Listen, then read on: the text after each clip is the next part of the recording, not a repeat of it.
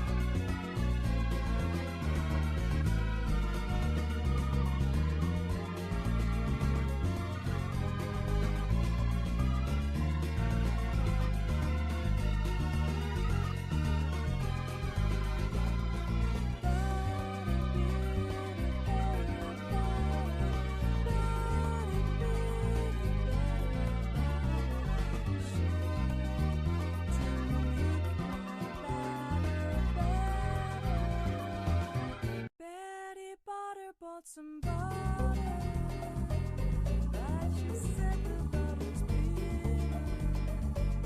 If I put it in my butter, it'll make my batter bitter.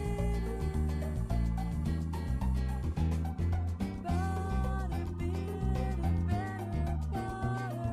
Butter, bitter, better butter. Be sure to make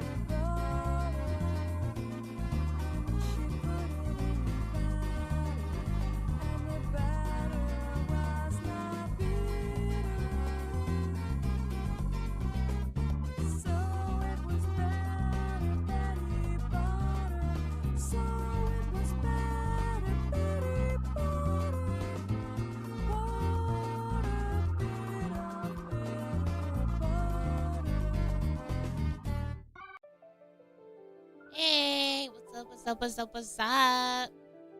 Hi! Today is finally the day where I get to play book 7.5. I am so excited. There is nothing wrong that's going to happen. Everything will be happy. I think it actually will be very happy. It's just like I think this is like, we finally get to see the therapy part. That everyone takes their mandated therapy sessions that they have to take after an overblot. Hopefully we get to see them do that. Thank you for the follows. Oh yeah, a bonus episode. Yeah, so essentially this part of book 7, like book 7.5, was actually never supposed to exist. But they added it in as like a thank you to the Twist fans. So I am excited to see what they added. I want to know what they expanded on. I want to know what they touched upon. Because in my humble opinion, I do think book 7 was a bit rushed. And there were some moments where I'm like, okay, that's cool. They touched upon it. I wish they did a little more with it. Obviously, There's 23 characters in the game. There's no way we can do that with book 7.5, but we shall see. There's, there he is. Grimness himself. Okay, I'm gonna just make sure everything is... Are the volumes okay? Is the volume too loud or is it okay? Maybe it's a bit too loud. I can lower it. Maybe around this around this time. And yes, this is voice. It is a little loud. Okay. Okay, I will lower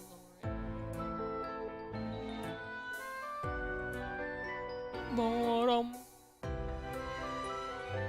Alright. Now it should be like a good happy medium. On the way, hold on. YouTube and Twitch probably didn't hear any difference. Okay, there you go. It should be better for you guys too. Sounds good? Alrighty. Yeah, and then here we have Grim in the background. And here we're gonna go to stories. We're gonna just jump right into it. Oh wow. It's actually its own book. That's kind of cool. This is probably the shortest book ever. Dreamy, yeah. Wait, Styx? What are we doing at Styx? Okay, we're at Styx now. Also, for Twitch, the ad already ran. Okay, we're good. I'm just making sure everybody's accounted for. I'm counting all of you guys. Yep, who's good? Who's good? That's good. Alrighty. Are we all set? Yeah? Okay, yay! Let's go. Many harsh words. Oh, someone's gonna cuss somebody out. Oh, please. I wish they would. Alright. Oh! They arrested Lilia and Malleus. No voice? There's no voice? I thought there would be a voice. Ah, dang it. Alright. I have enough water for this. Okay. Video. So, hi.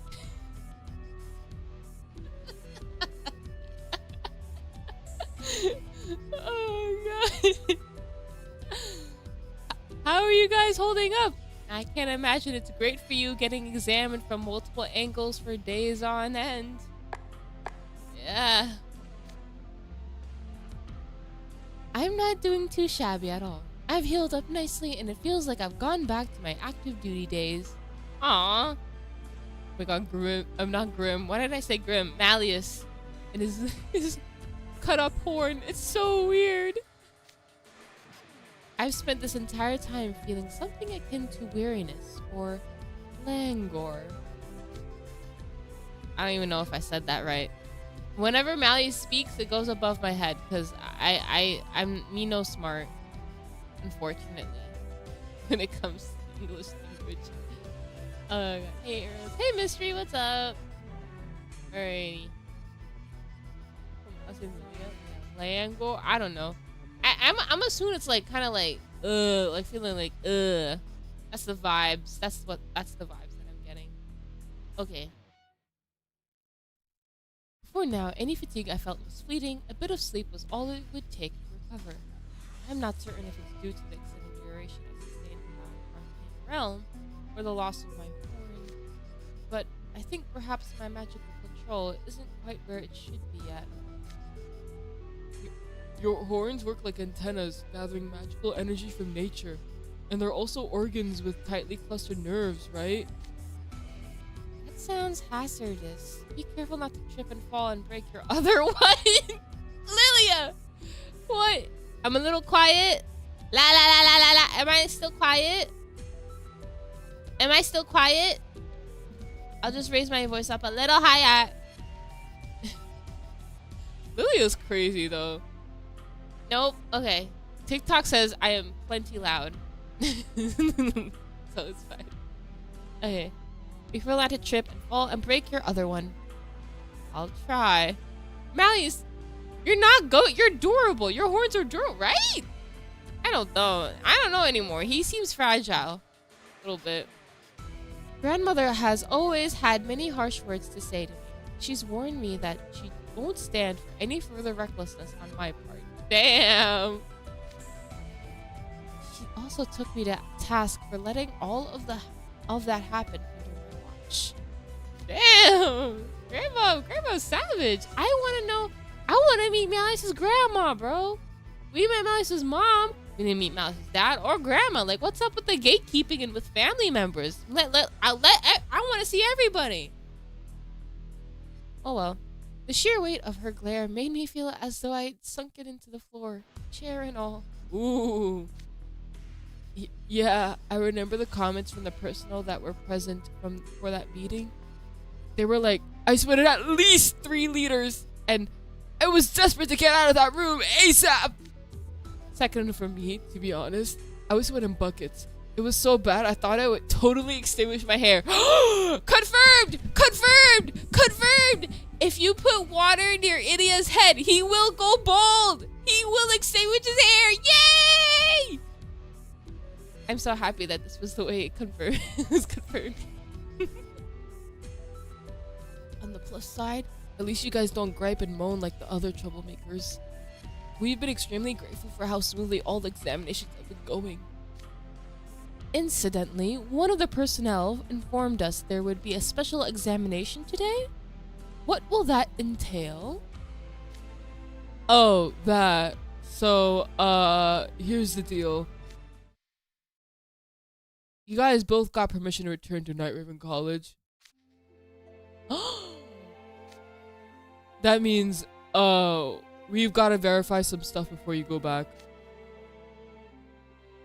Both of us? It makes sense for Lilia, but myself as well. From what I was told, there was a vote that included students and guardians at both Night Raven College and Royal Sword Academy, as well as the residents of Sage's Island. They voted to accept you as a high-risk magical disaster grade specimen. I'm sorry. It's just so funny that he's regarded as that now. They're like, yeah, he's a magical disaster, but we'll keep him. He's our magical disaster. Of course, there'll be some restrictions, and whether you actually go back is up to you and your guardian. They're actually forgiving me? After all I've done? I don't think they've forgiven you. It's more of a lucky break that the locals are pretty much used to troublemakers causing magical disasters by now. Yo, free Sage Island, bro. The Sage Island citizens, they're like, yeah, he did put us all to sleep, but we've been through this. We've been through this before. Wait, no, nobody can do it like Malleus. That's kind of crazy. Anyways, poor citizens of Sage Island. Royalside Academy is full of gullible saps. And a lot of students at Night Raven College just don't want people to think they're terrified of you. Oh, okay. True. How can I even begin to express my gratitude?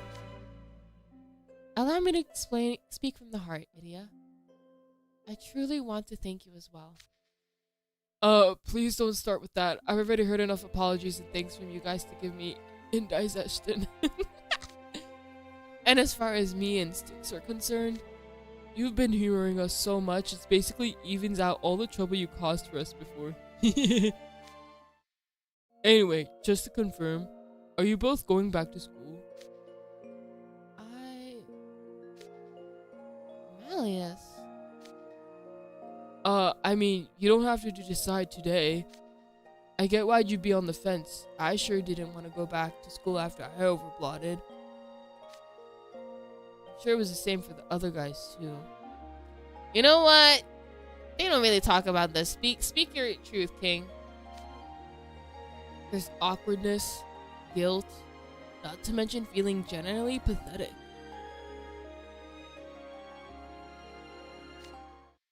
For my part, I finally collected a CG of you bawling your eyes out, only to feel bad when I actually got it.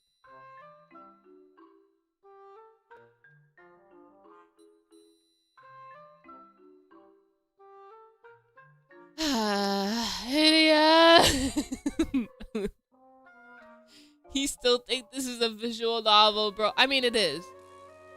But, idiot, come on. He was like, I'm gonna make you cry, I'm gonna make you cry. And then Malleus cries. And he's like, ooh. He's like, ooh. But I feel a little better after collecting a CG of you hunched up after getting yelled at. Plus the pathetic look on your face just today. Eddie, oh my god. He doesn't care, bro. He's provoking him. Thank you for the follows. Okay. For as timid as you seem, you have quite the personality, idiot. I am still... wait, hold on. I read that wrong. Can't do slap on the feet. Okay, let me focus. Zone in. I am still a Night River College student and a house warden. Okay, so we'll put the school question on the back burner for now. Today, we're gonna start rehab so you can go back to your lives as they were before all this. Yay, rehab! Let's go, it's rehab time, woo! Let's go to rehab with Malleus. Super, super, super rare. This is book 7.5.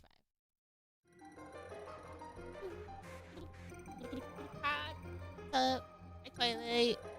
Yeah, this is, yeah. Misa, wow, yeah. It was kind of crazy for that. He's like, oh, I kind of feel bad. But then not today. Today I don't feel bad. He got guts now after he beat Malleus, huh? That's funny. That's funny. Now that the dynamic is like that, though. But it's good for Malleus, because Malleus needs more people like that to not be afraid around him. So, as long as they don't fight, hopefully. Rehab? Yeah. The Styx Institute of Magic Science ensures magical lives are safe to explore. Aftercare is an essential part of ensuring an overblotter can return to society.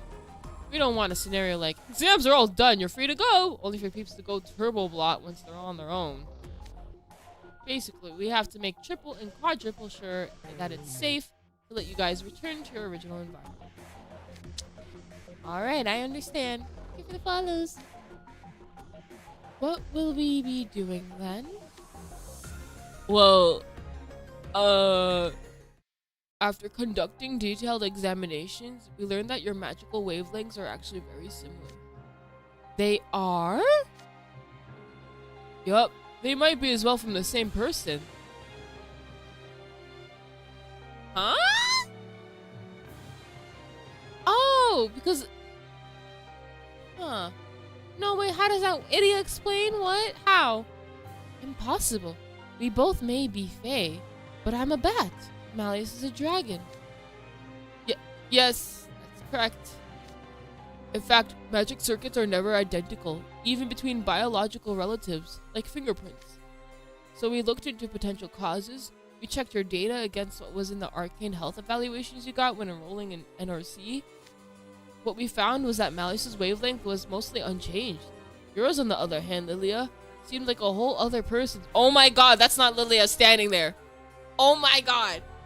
Ah! That's kind of scary. Imagine, like, you just wake up from the dead and your fingerprints are completely different. Ah! Ah! That's... Ooh, it's giving me the heebie-jeebies. I don't know why. Hey, Fukuoka, what's up? Imposter, yeah. Mine? I don't feel particularly strange or out of sorts, though. Wouldn't it simply be that excessive exposure to my magic has caused a temporary change in this? Explaining how magic works to a fae feels like talking down to a professional in their own field, but magical energy doesn't have subdivisions or traits like blood types. That's why it's possible to inject magical energy into other people or magical artifacts through brute force.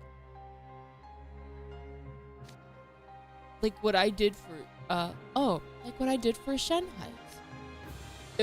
Exactly, but even though you use magical energy from your own reserves, Vil's magic is still Vil's. Traits emerge after the energy passes through the wielder's magic circuits and subsequently gets outputted as magic. Old Vil jump scare, yeah. That's not what's happening with Lilia, though. His magical output is very close to being Malleus's magic. How strange. What causes that? We haven't pinpointed the exact cause, but I can give Styx' general opinion. Maybe the immense amount of magical energy stored in Malleus's horn and the mystery mage stone Silver was holding had some kind of reaction. That's the reaction. And that altered Lilia's magic circuits. That ring, what manner of power did it hold? Oh wait, Oh, that's Lily. that ring, what manner of power did it hold? The mage stone embedded in Silver's ring shattered and lost its magical energy. So we are presently investigating what kind of power that stone had and how it worked. You claim that magic circuits are like fingerprints and no two sets are identical. Is my understanding correct? Yeah, this is all purely hypothetical, but I'll share the most prevailing opinion among the analyst team so far. They suspect the magic circuits that run through Malleus's horn actually overwrote Lilia's. Overwrote? That's Malleus 2.0 right there. Lilia, watch out for Lilia. He could overblock too. Kidding. Yeah. But that's kind of high-key crazy. Is that even possible? I've never heard of such a thing myself. There's no precedent for it in human history, but there's some mentions in Briar Valley, but we haven't found any known cases that are an exact fit for what happened here. Point is that that is a super, super, super rare case. Thank you guys for doing all this. Which is why we wanted detailed data from both of you. The more you can get, the better it will be for us as well. It will be a long time indeed before Malleus's horn fully regrows. Any advice we can receive from experts will make his life that much easier. Great, then let's get started on the tests. Show them both to the sim room. The sim room! Oh my god! Sims 4. Hi! Hi, Mitani, what's up? Subjects H and I have entered the simulation room with Charon escort. All subjects have been equipped with testing gear. Thank you, Kino, for the sub. Or Kini, I should say. Kini. Oh my god, it's such a cute name. Instruments calibrated, ready to collect data. Commencing recording at 1,300. Testing 1, 2. This is the control room. Do you read me? I do indeed read you. Malleus, please never change. Oh my god, he's so... I need more Malleus and Idiot interactions if I'm gonna get gold nuggets of dialogue like this. Please. Oh god. This technology never ceases to amaze me. Our equipment's changed. Even the textures I touch feel real. I can imagine how intense it would be to play an FPS or some other game with this VR headset. Dude, Lilia plays FPSs? Anyway, back to the test. Ah man, they're still teasing us, bro. Idiot is muscle red. I mean, Lilia's muscle red. Idiot, please. Oh well. Let's start with you, Malleus. Could you try using ice magic at full power? Keep channeling it until I say to stop. Are you certain? If I use my magic at full power, I could destroy your entire facility. You're like, Are you sure, guys? I could do it. never underestimate Styx technology. We've been imprisoning phantoms since the age of gods. Don't hold back on our account. Little does he know. They still don't know. They still don't know, bro. They're still teasing us. It's been 24 years. It's been centuries. The dragon's horn tip. Yay. I hope, okay, they'll find out those two are online buyers. Please. They need to find out at some point. Very well, then.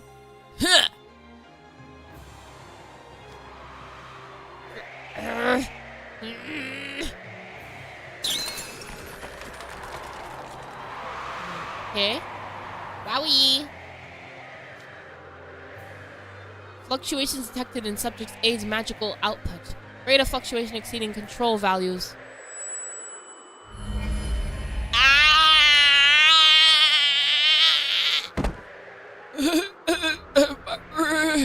My head. It's raining now instead of. Oh wait, no storm. Oh,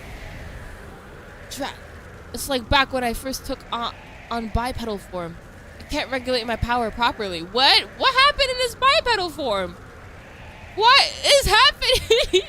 Oh my god! It's snowing. It's raining. It's storming. It's fire. All the elements.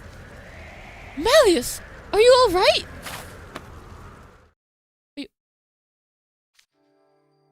What's this? When you touch me, I can feel my discomfort evaporating.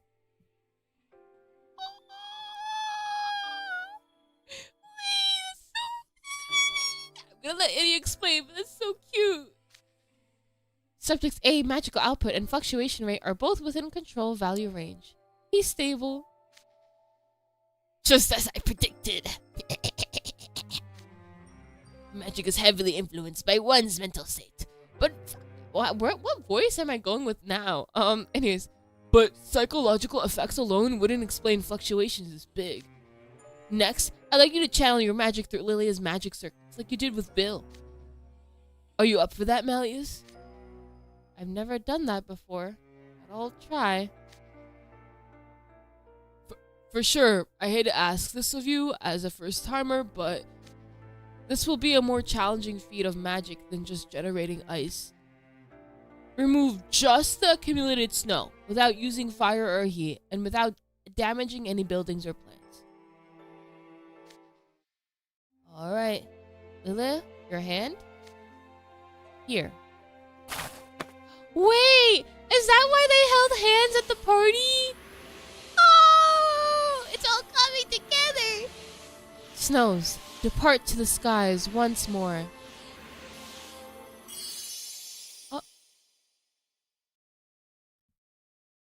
It's gone! It's clean! Hey! My word! You were in one of the top 5 mages in the world for nothing. You nailed that challenging spell first try.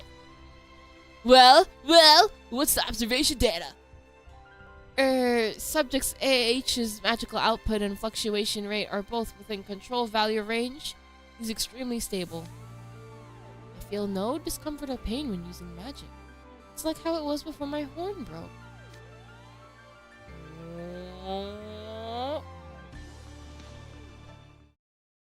They're realizing. Yay! So what? Malleus is playing a Tomodachi Life? Yeah, I saw on TikTok. He's doing good. He's doing good.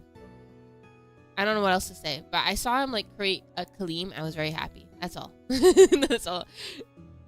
Then I had to go get ready for stream. I'm gonna watch his VOD later because I want to know what Kalim was doing on his island. So, in essence, I've become your external magical energy regulator. It would seem I'll require your aid to perform any grand feats of magic like I could before. Secrets for the cheer. Though knowing that Malleus's horn also have tightly clustered nerves, it's no wonder that Malleus hates it when people touch his horns, especially without permission, and that had to hurt like hell when Idiot had to cut it. Yeah, 100%. It looks like it hurts too. Like you can see like the inside of his horn. Like damn, that's a lot of. It looks like a crystal rock, you know. It's pretty though, but yeah, those are all nerves there. So sad. Ow. Yeah. I've gone from being the dragon's hand to being the dragon's horn tip. What a state of affairs. Ah ha ha ha. Oh, that's where the title comes from. That means that in the time it takes for your horn to grow back, you can regulate your magic in spite of your inexperience. If anything, this works out nicely. That was what grandmother told me. At the time, I thought she was referencing my weakened magic. But how could she have actually understood what was happening? She's always been a cunning old I mean, sagacious and insightful queen. Oh my god, Lilia. I want to know the story about. Now I'm really curious about how Malleus's grandmother is, or Melanora's mom. Like, finish the word, Lilia, right?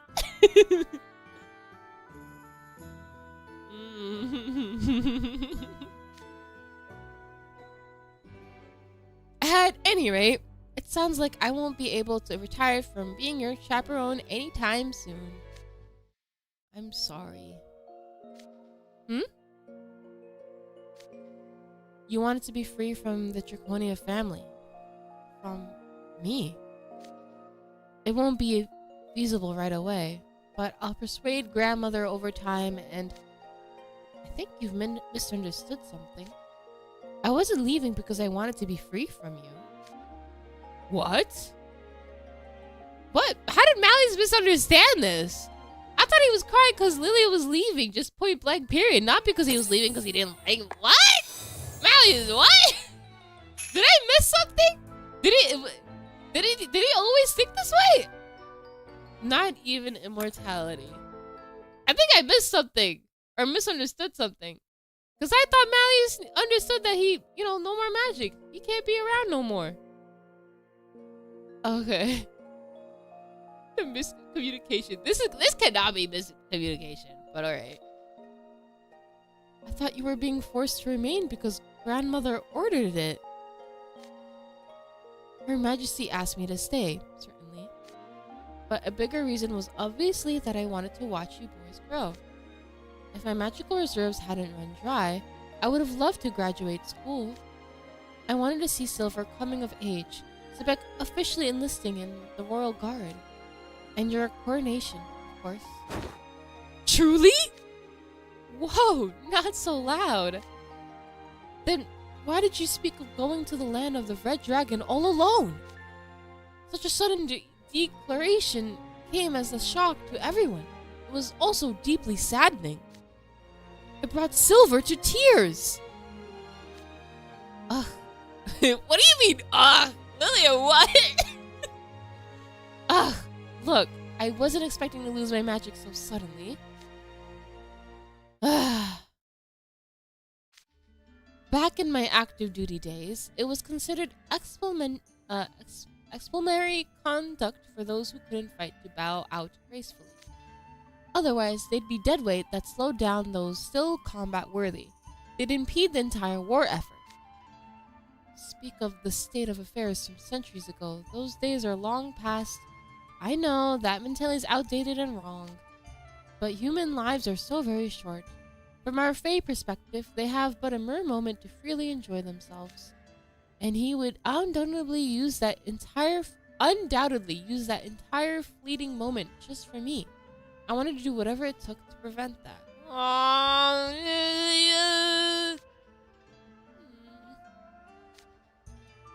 Now, of course, I've gotten my power back through some bizarre twist of fate, so it seems I won't be imposing on Silver for a while yet. I suppose this must be what they call a blessing in disguise.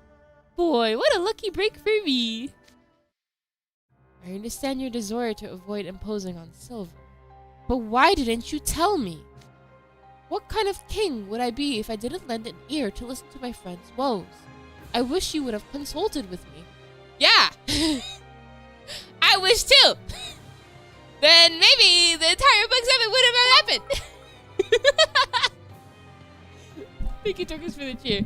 You mean to tell me that book 7 could have been prevented if Lilia better explained himself? Rip Lilia, you maze for real. Also, Twist, when are we meeting Grandma? I want to meet Malleus' grandma so bad. Me too. I really want to meet Malleus' grandma so bad. Especially with the way that Lilia's describing her. Oh my god. She must be like an amazing woman. But anyways. Basically, yeah. I know. Help, I didn't realize YouTube chat's over there. Yeah, you got YouTube chat and TikTok chat. I got both sides. Best of the both worlds. Hi, what's up? That isn't kind. Yeah. The green fairy in the movie. Yeah. Chose the queen for real. Lilia, yeah. Friend? Why are you so shocked?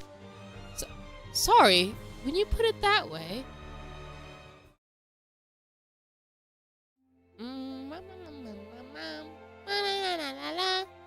everybody at the party. Talk, talk, talk, talk, talk, talk, talk, talk, talk. Yap, yap, yap, yap, yap, yap, yap. Oh. Why should age matter between two people both enjoying their salad days together? Why are you laughing? I'm angry, you know. You never told me you were the one who hatched me from my egg either. Ooh. Finally, the confrontation that I wanted. Well, if I told you about that, it would lead to all sorts of topics that are difficult to talk about. You also lied to me about Silver's origins. Did you think I would do something to him if I knew the truth? I know you wouldn't, but it would be cruel to ask someone of your background to love him, a human. Once Silver learns more of the outside world at Nyron College, he's bound to leave the forest and return to the human realm. I thought ignorance would be better for everyone involved. Obviously, I know that ship sailed now. See, Lilia be assuming the worst, bro. Silver's gonna stay with you guys. He lived his entire life with you guys. He's gonna stick with family. Family sticks with family. Lilia! He pissing me off. He low-key pissing me off. PMOing, Lilia PMOing me. Okay, whatever. I'm chill. I'm cool. I'm chill. It would be a lie to claim my feelings aren't conflicted after learning the truth. When he was an infant, I was puzzled why you had adopted such an unsightly creature. What do you mean unsightly? Babies are cute. I don't know what Malleus is on about. Ignore him, guys. He can always chair. My god, Malleus is so protective over Silver. Their bond is so freaking sweet with both brothers wanting to protect each other. They're gonna make me cry. They're really brothers from different mothers, and their bond means so much to me. For real. And they're honestly so much that I literally cannot see them anyway but brothers. Cause like this is such a sibling thing to say. It's unsightly creature. So you're like your baby brother being born. Like, come on. But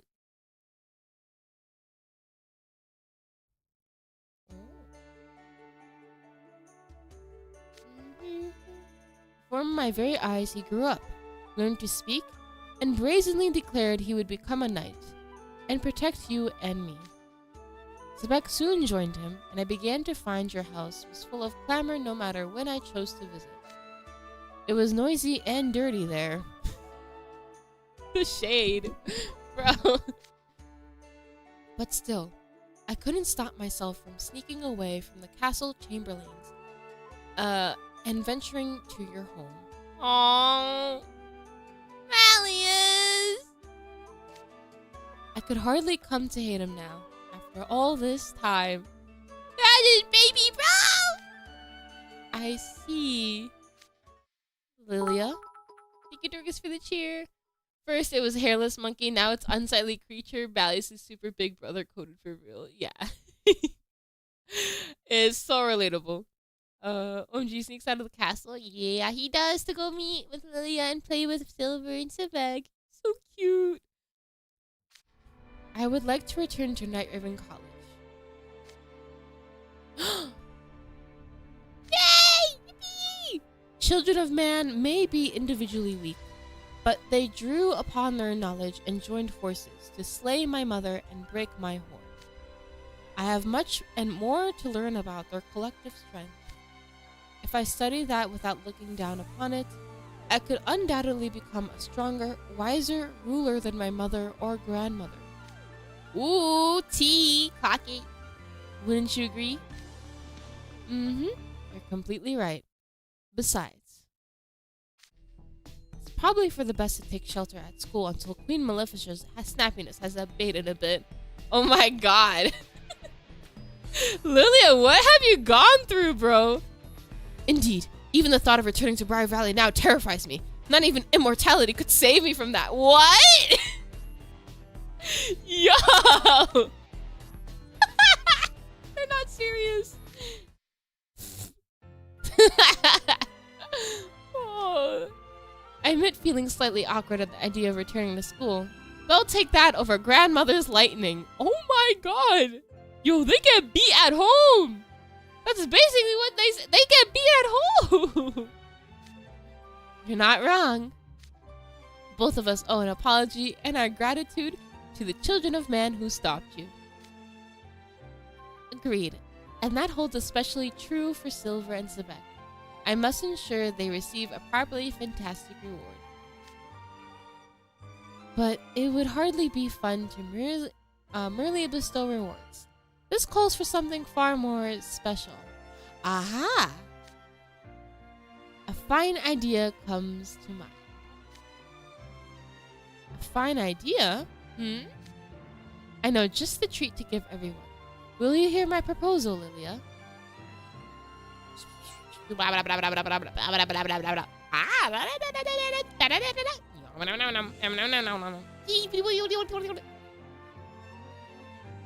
That was them yapping together. Yay! I cleared chapter 4. What the hell? Ah!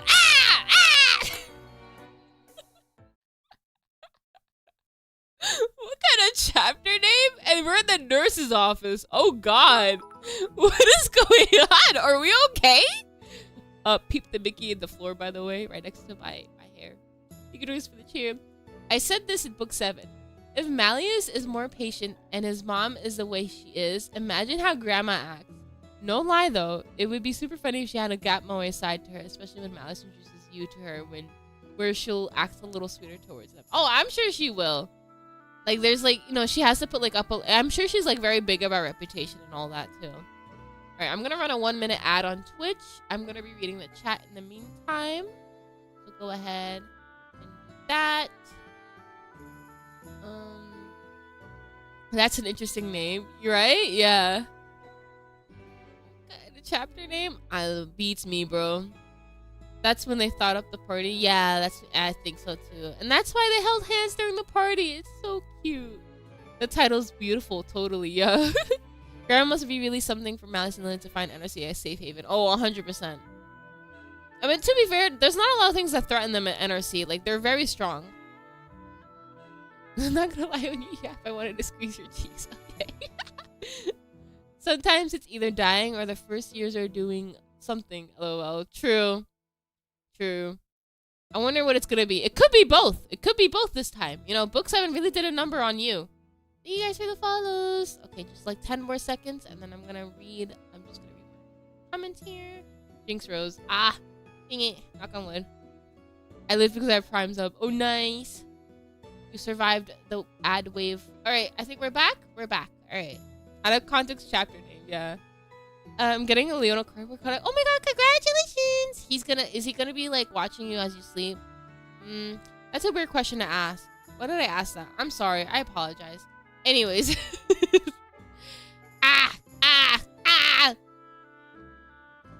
School environment. And that concludes your examinations. What? Okay. Are they? I think they just looked at everybody then. Thank you, Dorks, for the cheer. It would be funny if she's like Molly Weasley towards you, and then she's super strict towards her grandson while she's like, "Hello, darling." Oh my gosh, yes, that's a perfect example. Grandma Grandma Melanora. What's her name again? I forgot her name. Melanora? No. It's some variation of Mel. Okay, Grandma Mel. She's probably a lot like Molly Weasley. Yeah. I got Malice's door. No, nice. Congrats. Okay. Let's continue. Thank you for your cooperation. Malefica. Okay, Malefica. Sure thing. Thank you too.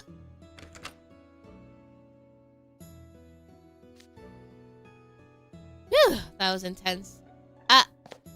Trey! Riddle! Hey, Cater. Since you're coming out of the nurse's office, I'm guessing you're done with your examinations? Yep. Are you guys on your way back from meeting with the head mage? Yes, we discussed Malleus and Lily's return, but there was also much to discuss about the Interscholastic games coming up in early June. Oh! June? So this is May? Oh, yeah. This is like... Oh my god! It's May! Wait, is that why they released the update? So it's like syncs with real life? Oh my god. Oh my god. Oh my god. So today, so probably in game is like, it's like May 7th or something. May 8th, May 7th. Like before May 16th. That's crazy. Woo! So if you guys read the entire chapter and catch up to this point, we are now synced with the Twisted Wonderland universe. I'm so happy. Yay! All right. Always one thing after another, huh? Oh, whoops. Should have been paying more attention. I almost ran into you. My bad. KK, I think it's a robot. I don't think it talked back. I appreciate the huge amount of support Styx has provided examining everyone on the island for magical disaster after effects. But it's kind of hard to relax with those imposing troops marching around campus. DS1 is still off limits too. Why? Huh?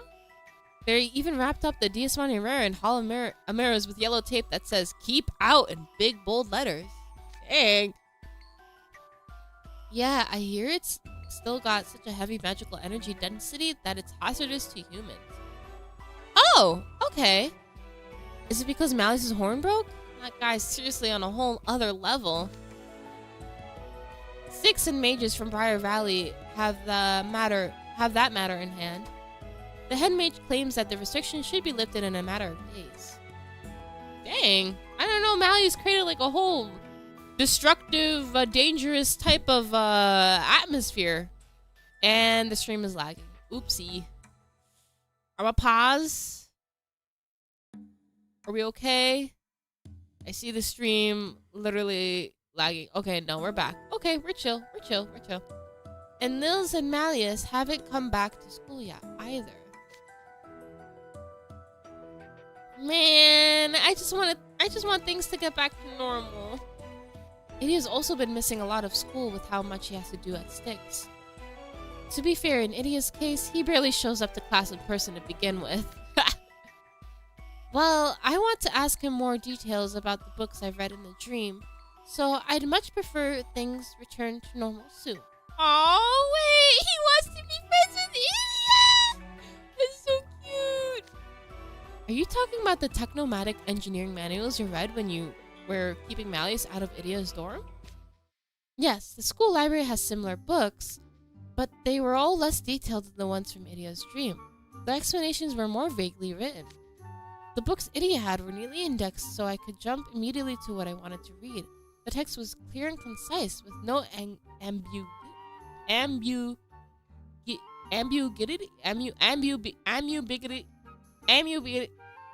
Damn, this word is beating me up. Hold on, let me try one more time. Ambiguity. I'm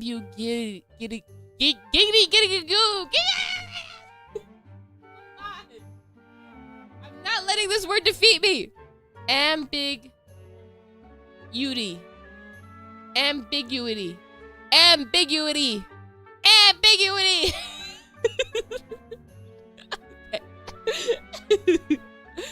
Okay. Thank you for the helps.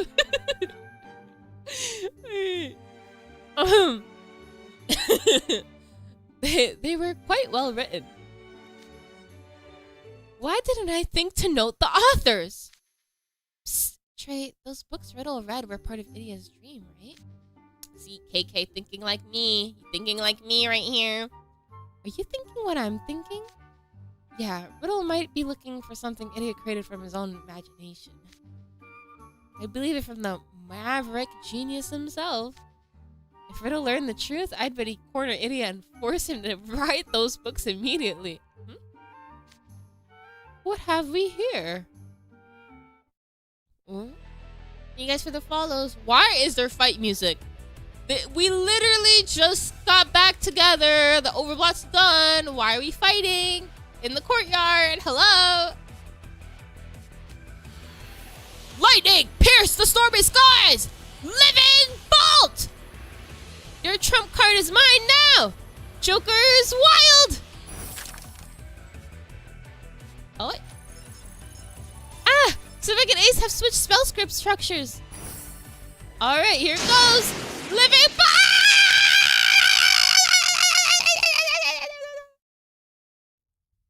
And then he died.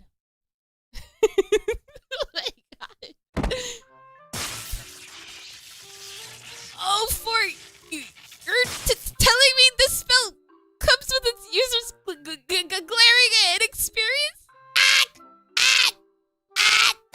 Oh my god. Ace got tased in the courtyard. Hell. Hey, what do you mean, glaring inexperienced? It's you who's inexperienced, not me! If you want evidence, look no further than the fact that you're standing there paralyzed after moving barely 30 centimeters. Sebek, I think you just have a higher pain tolerance. I think it's still the same lightning. Different bodies. Thank you, Dorcas, for the cheer. We need an Ace Instant Karma / Eating Crap compilation, and the scene is going in it. Thank you for the idea. I'm gonna work on that right away. Oh my god. I love it so much. And you know what? It's odd.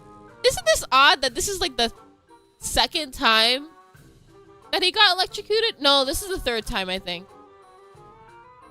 This is the third time he got electrocuted on NRC, I think. If I'm counting correctly. Might be a fourth, but I don't remember the fourth one, so I can't say for sure. Damn, Ace and electrocution. What's up with that? Oh, good. If you want evidence, look no further than the fact that you're standing there. Oh, wait, I already read that. 4, I think. Yeah. So, if you guys don't know what I'm referring to, he got electrocuted in book 3 a lot from the eels and from Azul. And I think he got electrocuted during book 6. I'm not too sure on that one. And then right now. So that's all the times he got electrocuted. Also being thrown into chandeliers. Oh yeah. Oh my god. They really put Ace through the ringer in this game. Holy crap. Actually, it was just the contract that shocked him. Oh, okay. Alright. Yeah. I could have sworn the eels, the twin tweels shocked. Maybe they shocked somebody else. Not Ace, but yeah. Hi, what's up? Oh, that's bad luck, yeah. Ace is very dead. Yeah, he tanked those. Yeah, clearly. Yeah, Ace is spiky hair. Even got spikier. When he tried to swipe my signature spell, he just got all hairy like a yeti. Oh my god! Wait. He turned into the Bigfoot, a ginger Bigfoot. Oh god. And when he tried to use my Crimson Slumber spell on me, he trapped Deuce instead when Deuce was standing right behind me. Why is Deuce smiling about that? I'm starting to think it was pure luck that he pulled it off against our boss in the dream. Okay, I've heard about just about enough out of you big mouth jerks. Thought I'd gotten a handy signature spell that let me bang out powerful magic. It does seem pretty tricky to use. You've only just learned it, right? What do you think you're doing? Ah, I know that voice. Night Riven College Code, Article 6. Fighting between students is strictly prohibited on campus. If you're violating the rules, I will have all your heads. It's not what you think, House Warden Riddle. We have a good reason for this. Oh no. No. They're gonna get beheaded. Kidding, they won't. Riddle is such an understanding person now. A sneaky one. The chapter names are so funny. Ah, okay, so you're all helping Ace train with his signature spell. Thanks for helping out one of our freshmen. I mean, I heard Ace has gotten a cool signature spell, so I just wanted to see what all the fuss was about. Oh my god, such a student today. So, don't read anything into it, because I'm not here to help him train. Likewise for me. Since his spell is a sneaky one that lets him rob other people's spells, I was simply trying to ensure it was properly controlled. And in fact, he failed to use my spell when he stole it.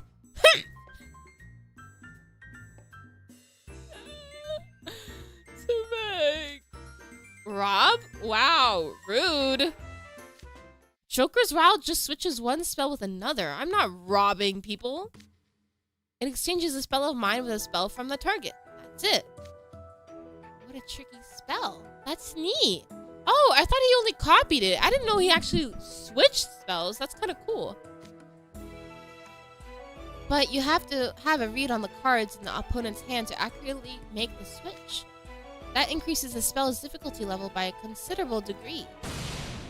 Quiet in the courtyard! I understand that you weren't fighting and that you were conducting magical training. However, doing that here still constitutes a breach of etiquette.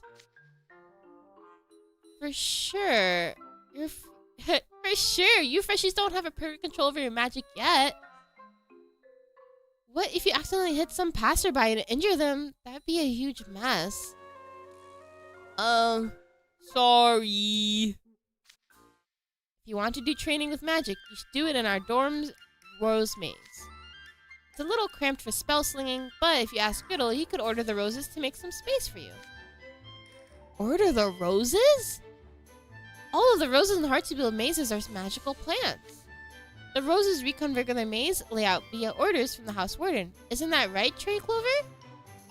Yeah, I'm impressed you remember that after we only went over it once, Ortho. I also haven't forgotten that you told me that I'm welcome to come visit. Aw, you're so cute. Thank you guys for the follows. Oh, the maze layout changes? Cool. DS Money has magical plants too! Okay, no one asked, but okay. There are the briars that Malleus ordered to imprison you all in the dorm. So Beck, that's not something that you want to brag about after it happened a couple days ago.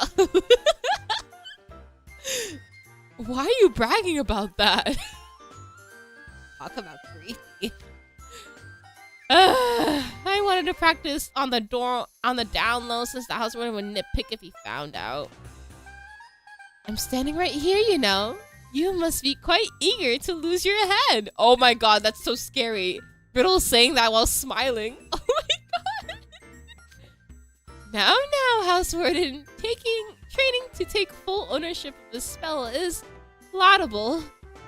You're not fooling me, AC. You just wanted to get a handle on it in private so you could get a bunch of props later, right? Ugh, would you guys lay off and make a space in us? Make us a space in the maze already? Oh my god. Steal his spell, Ace. Yeah. But you know what?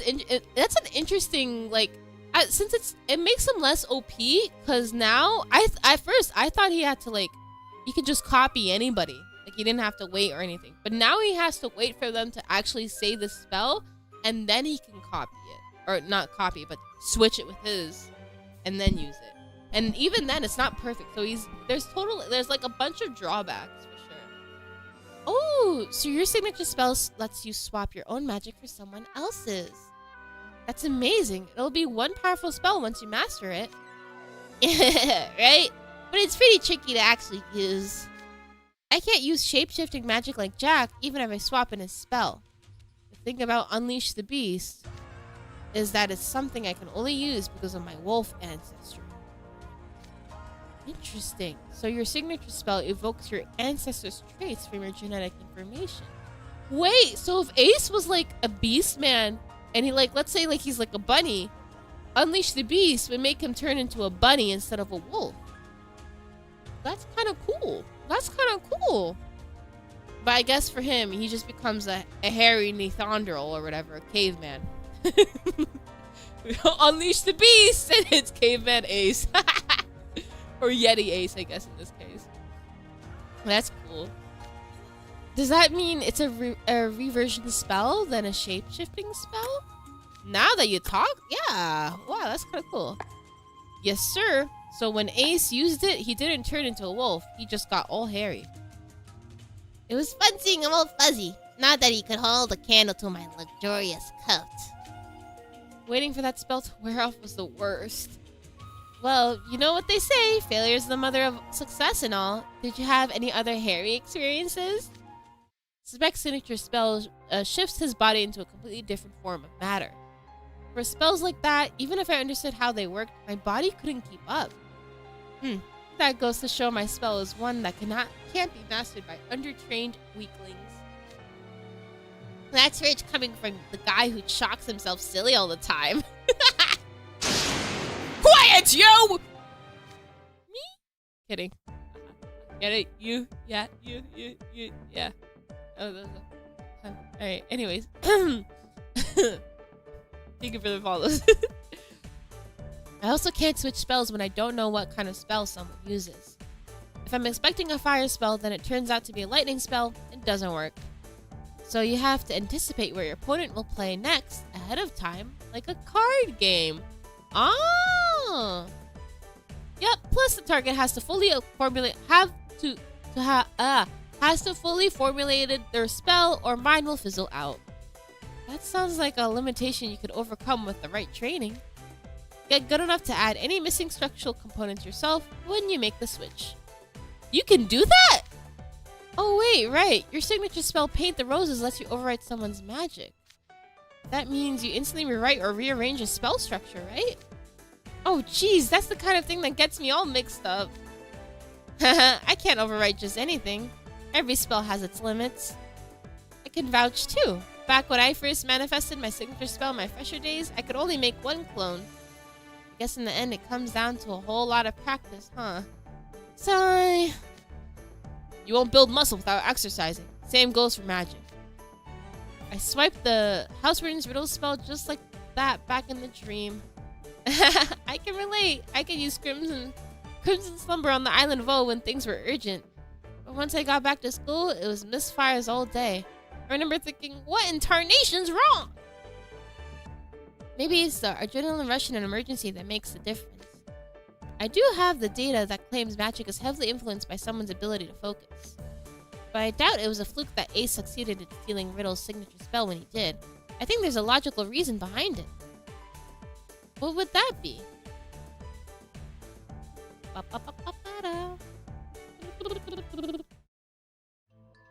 Oh wow, I thought he automatically made like 3 clones. Yeah, what did you say? The limit is overblock. Yeah. Okay, yeah. That's the, yup. Taught me so much.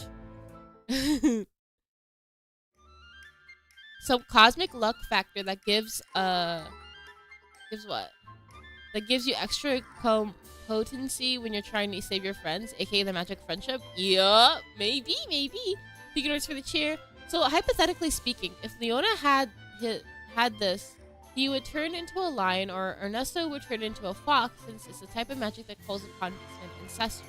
Also, if monkey beastmen are real, I'm sure they are, then they can literally reject humanity and return to monkey. Oh my god, true! Literally! It would be. That's kind of crazy. Okay. With Joker's Wow, the more data you have, the higher your odds of success will be. That data includes things like timing of when the target spell is cast, as well as its effect and potency. In your case, Ace, you've had Off With Your Head cast on you so many times, it's become commonplace. Ooh. Did not think it would backfire on him like that. Maybe that's why you succeeded in making the switch despite having only a moment to act. That makes so much sense! Yeah! Everyone is so happy! Yeah! You got colored pretty much as soon as you started school here. You might have botched it if it was anyone else's spell. But yeah. Huh? What kind of lousy reason is that? Maybe you really only got through that. That's because of exactly who you are, easy. I guess anything can pay off after steady daily repetition, huh? Thank you, Ace. You've taught me so much about the value of repeat training. Oh my god, not it. He was teasing him. From what I've been hearing, you seem rather proud that you stole my magic from me. But I'm not so soft that I leave anything of mine up for grabs once I know it can be stolen. Don't let one success go to your head. Continue to apply yourself with diligence. Oh, come on! Don't you laugh at me too, Housewarden Riddle! rescue you guys from danger with a totally clutch move. Oh my god, no! They're laughing at him! That's so mean. That's so mean and evil. We should be going now. You're free to keep using this place, but be careful not to injure yourselves. Okay, one quick group pick for the road. Peace.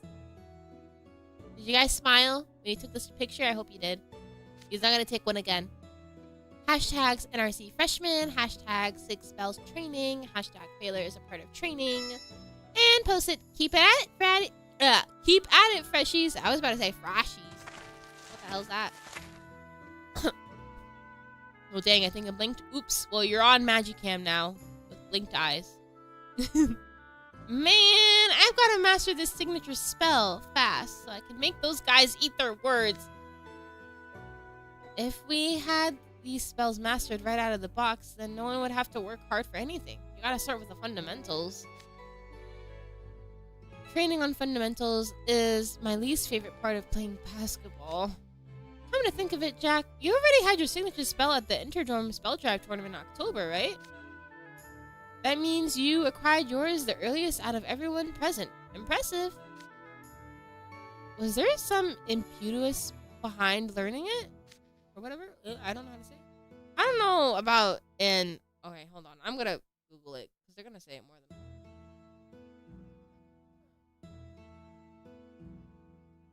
What does that mean? Google, what does that mean? Jarvis, tell me. Driving force or impulse? Do you have any motivation? Impetus. I don't know about an impetus exactly. My maternal grandfather used a reversion signature spell just like me. I really looked up to him. I kept trying to imitate it, and eventually it just... Oh, okay, cool. Thank you, Moon, for the follow. Did you manifest your magic young, too? Not really. I developed a spark for magic when I was around 9 or 10. Yeah, same here. My brother got his pretty early. I was half ready to accept I wasn't gonna manifest it, and it just kind of happened out of nowhere one day. Humph. Who cares how young or old you are when your magic manifests? Savek, aww. What matters is how you train and hone your skills after you gain it. Oh yeah, Savek. I remember how you were on the verge of tears because you couldn't pull a spoon towards yourself in the dream. I don't know how to tell humans' ages from looking at you, but you should really be your... I was not crying. Stop making ridiculous claims. Every time I thought my magic manifested, it slipped away. Back then, the magic was very unpredictable. I was 14 by the time it was stable enough to use. I think I was around 12 or 13. I didn't realize I could use magic until after I started middle school. I pulled a bat, I dropped back into my hand. That was when I realized I just used magic. A bat, huh? Were you in the middle school's baseball club, Juice? Nah, I was throwing down. I was just playing a pickup game. Oh my god. Please, they're so silly. Their past lives are so funny. Like, Jack and Ace are normal, and then we have Sebek and, like, Deuce living very abnormal lives. Well, Ace is abnormal. Jack is pretty normal out of everybody. Grass is greener. Hold on, just a sec. I'm sorry. My cats are... Stop! Yeah. Basically. So, what about you, Appel? How old were you when you got, the spark? Me? I think I was around 10. I was helping my family with a harvest. I used magic to pluck an apple from high up, then I realized what I did. There's lots of people back home who use magic for architectural work.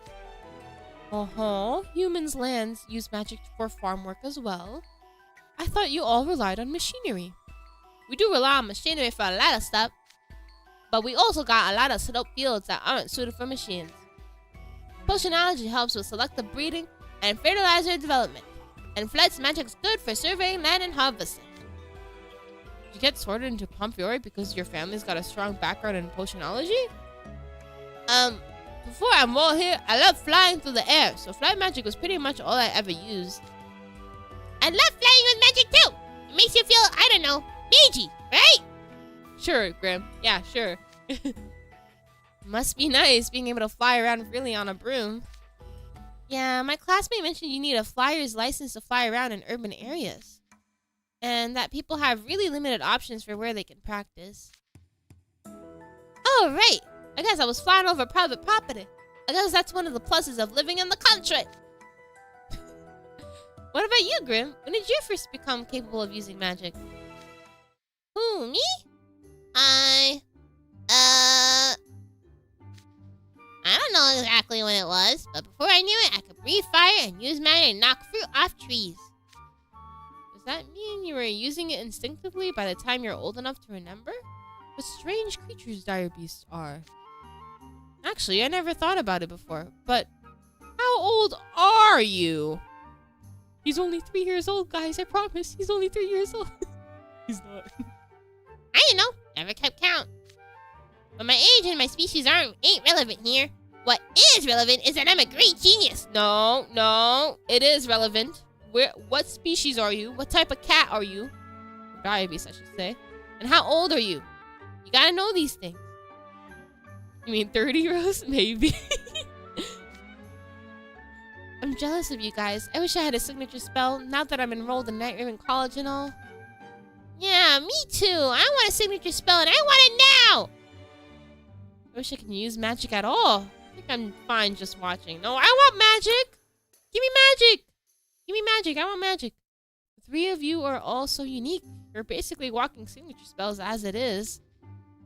True, you're a dire beast, a humanoid, and an otherworlder who all managed to get admitted into an arcane academy. Crowley really do be just letting people in. You're all one-of-a-kind beings that nobody could ever imitate. Okay, sure, but still, right? Ortho, speak facts. Like, okay, yeah, sure, whatever, we're unique. I want magic still. I want to recite a spell name like Gate to the Underworld. All cool the way Idiot does. Nothing's stopping you from reciting whatever you want, for that matter. Back when you were guiding us to the target coordinates in the dream, didn't you recite some manner of incantation? That wasn't an incantation, it was the system message. Students in Ignihide all tell me it's cool. And system messages do have a flair of their own, but still. I don't really get the distinction, but none of us would be able to pull off those system messages even if we wanted to. Every time I hear them, I think about how much of a tongue twister it would be for us. Grass is greener on the other side, huh? Maybe I should bring this up with Idia sometime. I'm sure your brother would come up with something mighty clutch. Mighty clutch. I seem to just felt a call my own. Ah, a guy can dream. Knowing you, wouldn't it just wind up being something ridiculous? Like getting bigger the more you eat? Foreshadowing. Ah! You know, I can see that. Food's all he ever talks about, sleep or awake. Say what? I definitely don't want a signature spell that lousy. You just wait. I'm gonna get me a signature spell that'll make everyone jealous. Then I'll twist you all into knots. Oh my god. No, stop. Stop with the foreshadowing, please. Keep practicing, you'll get there. I think the eat and grow bigger spell could be neat, though. Keep practicing and you'll get there. I don't want to speak anything to the universe, please. Thank you guys for the follows. The Great Grimm's Tuna Flame Smash. Bruh. That sounds like a burger. A tuna burger or something. Tuna Flame Smash. Burger. Sleep. Oh, it is. Time to sleep. Okay, thank you, phone. Go away now. Thank you.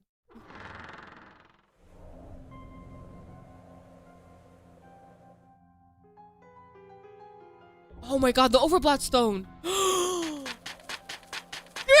no! Stop it, please! Please! Something smells good. Where? Where is it coming from? I totally forgot about the Overblot Stone, bro. Until now.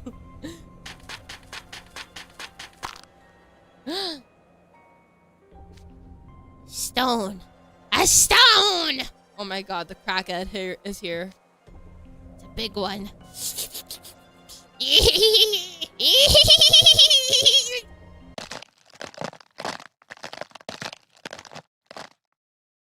It's done. It's done. We're cooked. It's confirmed. It's confirmed. It's confirmed. It's confirmed. Is this where it ends? I hope not. Please, please, please don't. Whew. Okay. Merely drawing a line. No. The sound, yeah. Grim didn't say how it tasted like this time, though. I guess it doesn't matter when he gets... Because he's, like, so far off the deep end now. Really drawing a line. It's... Oh. Hey, Jamil! Oh my god! Babies! My babies! Ah! Sorry, I totally forgot that tomorrow is the deadline for the Interscholastic forums. But the way you're supposed to fill them out is so complicated. I'm kinda lost here. You were with me when I got this stuff from the head mage, right? Help me fill them out, will you? You wish for me to complete the documents for the Interscholastic competition? Very well, Mr. Asim. Thanks, Huh? What's got into you? Why are you talking all funny like that? I have addressed you in an overly familiar manner since we were young, because you permitted me to do so. But now that I have asserted that I have no friendship with you, I considered it appropriate to correct my demeanor. You is funny, bro. Thank you, Dorcas, for the cheer. On a scale of 1 to 10, we're doomed. Pack it up, you guys. We're doomed in book 8. Also, thank you, Jamil, for sending those badges to Kalim. Yo. He's so funny for doing it like now and all of a sudden. Like he's still like teasing Kalim with this. And he's happy. He's happy doing this. OMG, not he playing Kalim's face. He is playing Kalim's face. Thank you for the rose. And thank you for the perfume, June. Thank you for the follows. Wait, what? What's going on? Did I do something to upset you? Not at all. I am merely drawing a line. Now I shall return to the dorm and get to work. Hold on. I really don't like the stuffy way you're talking. Please talk like you normally do. Is that an order? No, it's not an order. It's just... This feels creepy. It's hard to talk with you like this. It does not bother me, if you will excuse me. Jamil, please. Just stop talking all differential and stuff. This is an order, I trust? What are you doing right now is really mean, you know. I don't want to call it an order. What can I do to get you to talk like you did before? Let me think. Give me the gold bracelet you're wearing. Do so, and I shall return my prior way of speaking. What? Wow!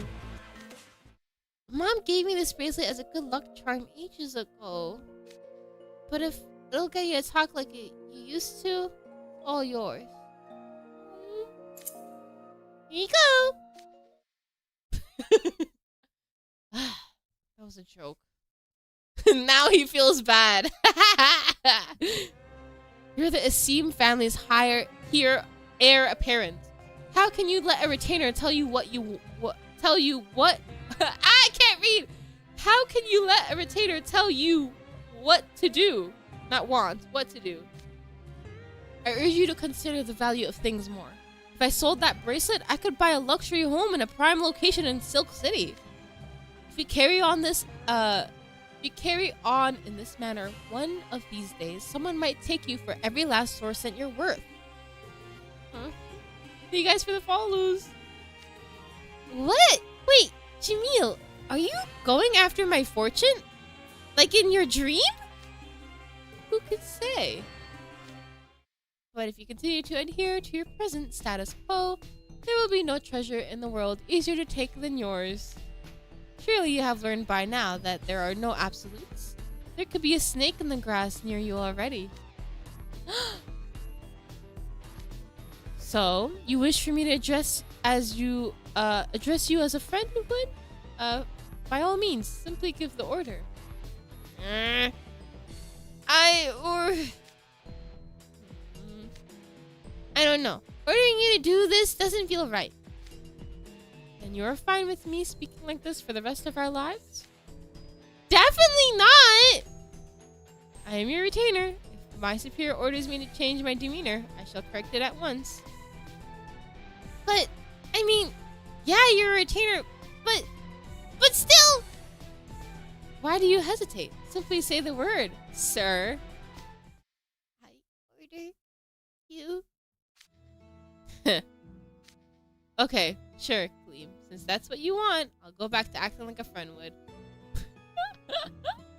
Oh, Kalim! So cute.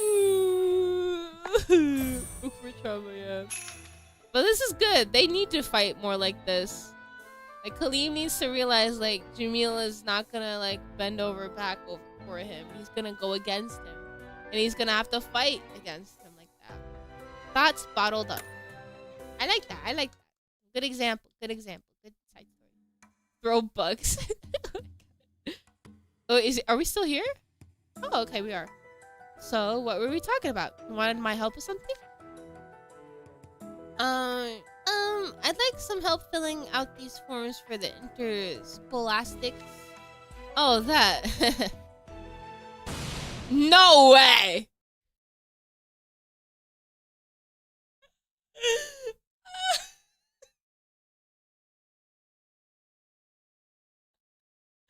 Not you guys still throwing bugs at him, please. That's your job as a housewarming. Why should I do it for you? Oh, he's so happy to say no. This is on you for barely paying attention to a head mage's explanations since you assumed I'd remember it. Huh? How can you say that? You're the one who told me to act like a friend. When a friend doesn't want to do something, they say no. Isn't that unfair? Unfair? Look who's talking. You don't want to give me orders as my superior, but you want to take a no. You don't want to take a no for an answer as my friend? You can't have it both ways. So, will you order me to stop being a friend and be a retainer instead? You can do that whenever you want, Mr. Asim. Okay, you're right. That wasn't fair of me. I'll learn from my mistake. Oh, where are you going? Your forms aren't done. I'll do them myself! Uh-huh. Bring them to me when you finish the first draft and I'll review them. I'll do my job as vice housewarden. After all, I can't have Scribbia be the only dorm sending in shoddy paperwork. That sounds like a challenge. Just you watch. I'll fill out these forms so perfectly you won't have anything to fix. We'll see about that.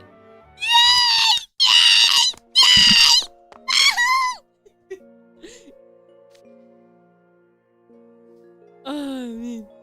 I love this. I love this development. I've been waiting for this since book 4. I'm so happy. I'm so happy. If you carry on in this manner, one of these days, someone might take you for every last horse cent you're worth.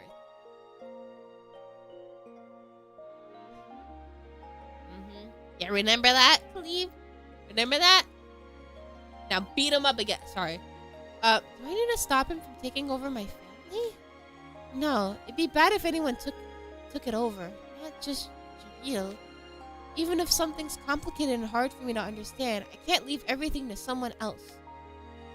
If Jamil ever seriously tried to take over the Asim family, that could turn into a whole rematch of our brawl in the dream. I swear I won't lose, Jamil! Well, are you quite satisfied now that you're done eavesdropping from the shadows? You can come out now, Azul. Azul? What is he doing? Oh, here we go. Please, you wound me. That conversation was so loud I could have heard it with my ears plugged. I must say, though, I'm shocked that you're plotting a takeover of the Asim family. In here, I thought you weren't the type to take an interest in money or influence. I thought so, too, until I saw the dream Malleus gave me. Oh. Having everyone in town kneel before me, getting to put a foolish ruler in his place from atop an elephant, that felt incredible. bro is power hungry. Oh my god. His unique magic really doesn't help his case, too. You can relate, right? It must have felt amazing being a star athlete and reigning at the top of the school hierarchy. Urgh, please don't bring up my dream. That was a distorted dream Malleus gave me. My true desires are nothing so foolish. Is it really something to be ashamed of? Who doesn't want to be popular? Popular. I just want to be popular. Okay, sorry. Huh? I mean, huh? Of course, everyone wants to be special. To be better than everyone else. You guys screaming Kraken shot. Oh, God. I thought it was the same song, Rose. It's so catchy. It's hard not to think of it. Please bring up his dream, Jamil. Yeah. Our dreams were exaggerated and distorted in weird ways. But they were still our wishes, in part. As much as I hate to admit it, they were. Logically, I know that's a foolish thing to wish for, and I'd keep such thoughts bottled up until they were forcibly dragged out. Looking down on others and openly scorning them, all while being showered in adulation. My dream self was comically absurd. But you're right. That I tasted an exaltation unlike anything I've ever felt before. I can't read English, and I need to Google.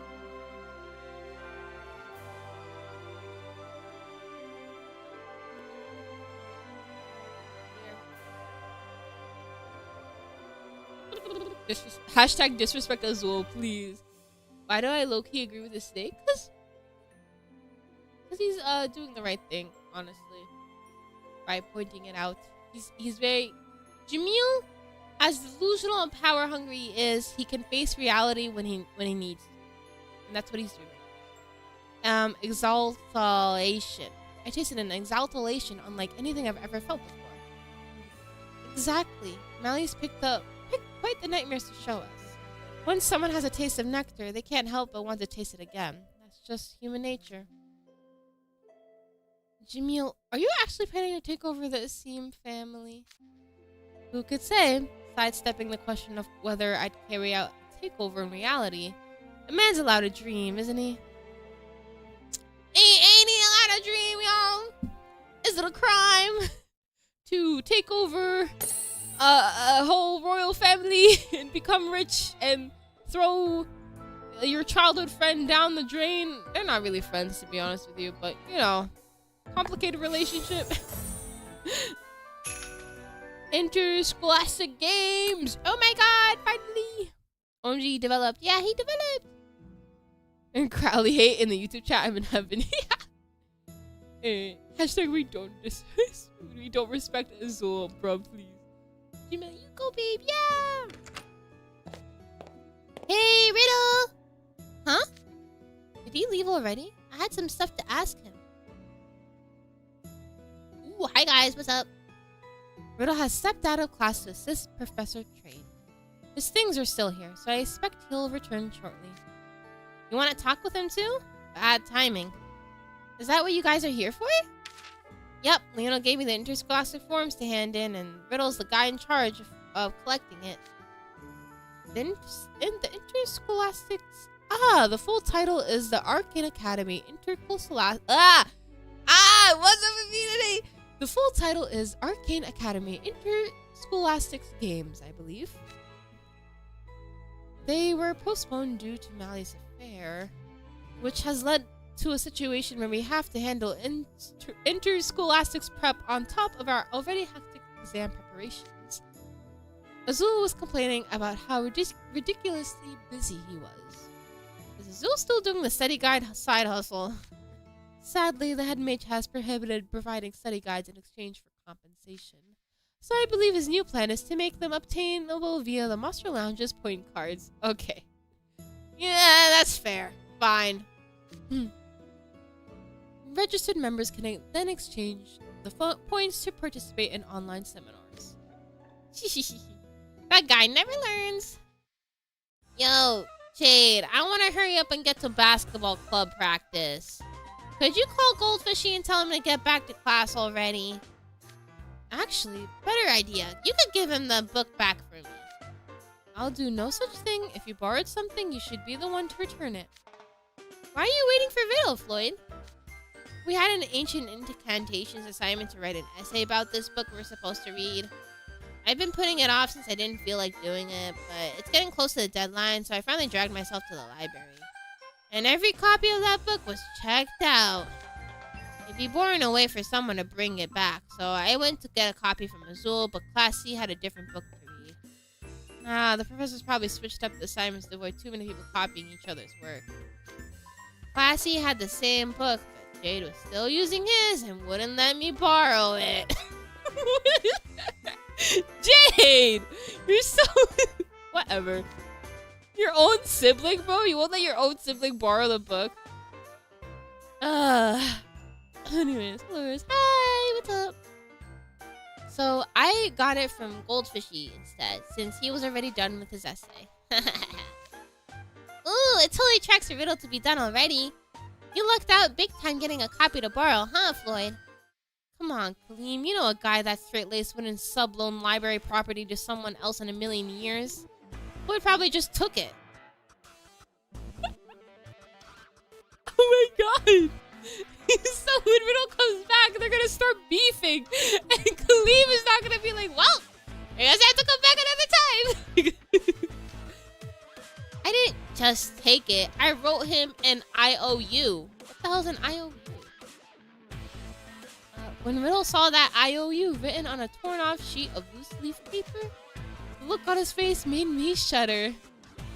Jade, Jade, Jade. You little rascal. You knew this was gonna happen from the very beginning. You said no.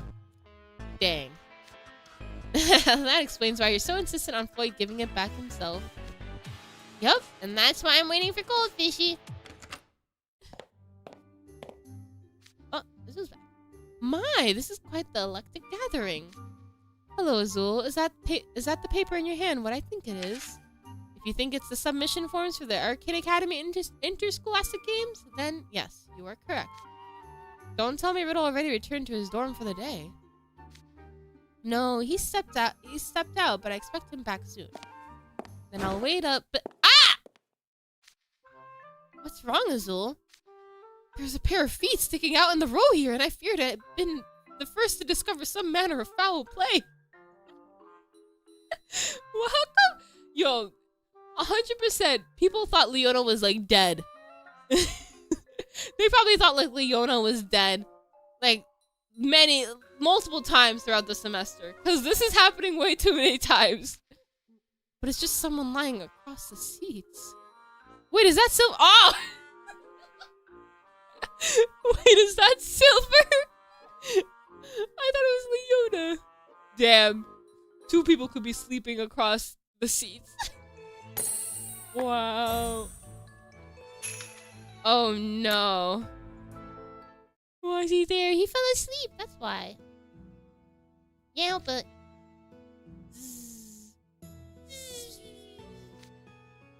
Sleeping rather peacefully. Oh yeah, come to think of it, I don't think he showed up to the afternoon class. Jellyfishy and I had an elective in this classroom before lunch. I'm guessing he's been catching Z's here ever since. No one woke him up? Guys! You can't just leave him there. So what do people do when they usually sit in that class? They just see Silver like, oh, he fell asleep again. Guess I'm gonna have to sit somewhere else for today. And they just left him? Oh my god. And judging by how soundly asleep he is, he may remain here until tomorrow morning.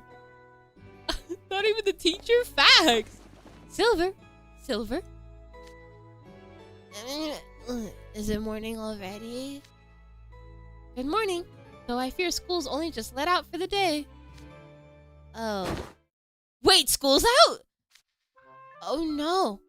I slept through lunch and all my afternoon classes. We're wide awake and alert in our dreams, but I guess you're the same as ever here in reality. Actually, my random drowsy spells have gotten a lot better since that incident. Oh, is that right? They always seem to trouble you before. If it matters have improved, I'm happy to hear it. Aw, Jade, so nice. Yeah, I got through examinations at the Sage Islands Hospital and Styx alright.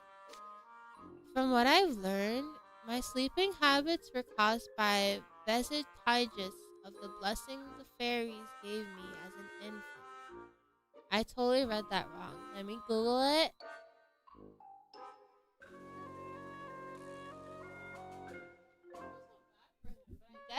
I guess like the the three fairies gave him that blessing / curse. Oh no, vestige. From what I've learned, my sleeping habits were caused by vestiges of the blessing the fairies gave me as an infant.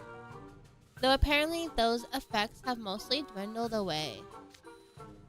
Then why were you sleeping like a baby in here? Oh, the early summer weather was so refreshing and pleasant. It just happened. Real.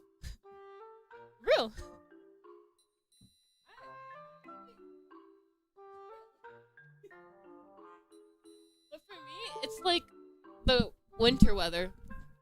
The winter weather would do that to me. Like if it gets too cold, I'm knocked out. Sorry guys, I can't make it. So you just dozed off for real? That's funny. Effects on the blessing you received as an infant, was it? As I understand it, you're the last prince of Swordvale, a country that fell approximately 400 years ago. What a kingdom name, Swordvale. I wonder what weapon he uses. And the fairies' blessings kept you sleeping until recent times, yes? Apparently, it's still hard for me to wrap my head around it. Dang. It's like something out of a fairy tale, but right here in modern day. That's amazing. While Silver's name and face were kept from circulation in the media, newspapers did cover the story, and it's been generating buzz all over social media. Ooh, he famous now. Guess there's no stopping juicy gossip. If Silver lived anywhere other than Sage's Island, he'd probably be getting hounded by the press nonstop. I'm truly grateful to the head mage and the local residents for working to ensure I don't have to worry about such disruptions. But here I am, skipping my classes and wasting the whole day napping. I'm beyond disappointed in myself. Wait, that was weird. How does he do it? It's so hard to do Kalim's laugh.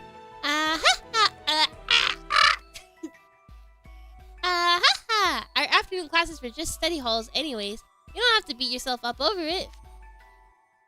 I've been struggling with my Interscholastic form so much, I barely made any progress in my classwork either. So you're here to submit your forms. Same, I'm handling it for Leona. Actually, I don't even know how to fill it out, so I was hoping Riddle could explain it to me. Did you just ask Snake to do it? No! I can't! Whoa, dude. Why'd you have to yell so loud? I'm determined to finish this myself without relying on Jamil. What's wrong? Did you have a fight with Jamil? It's not a fight. We agreed to have him check my work after I'm done. But for now, I'm not getting any help from him. You're still not doing it yourself if you ask Goldfishy for help, right? Kalim, you'd be welcome to... Hold on, this is a typo. Kalim, you'd be welcome to ask me for assistance. I'll give you a friend discount. Please! Oh my god. Wait, no, that was not a typo. That was correct. But anyways, Azul. Didn't the head mage tell you not to engage in paid commission work on campus grounds, Azul? And what's this I hear about a fight? There'd better not have been brawling. Welcome back, Riddle. Everyone's been really awaiting your return. Especially me, because I want drama to happen now. Oh, they have? Uh-oh. Careful, SpongeBob! Careful, SpongeBob! Careful! Riddle and Floyd are about to explode. There are no exceptions. Uh-oh, yeah.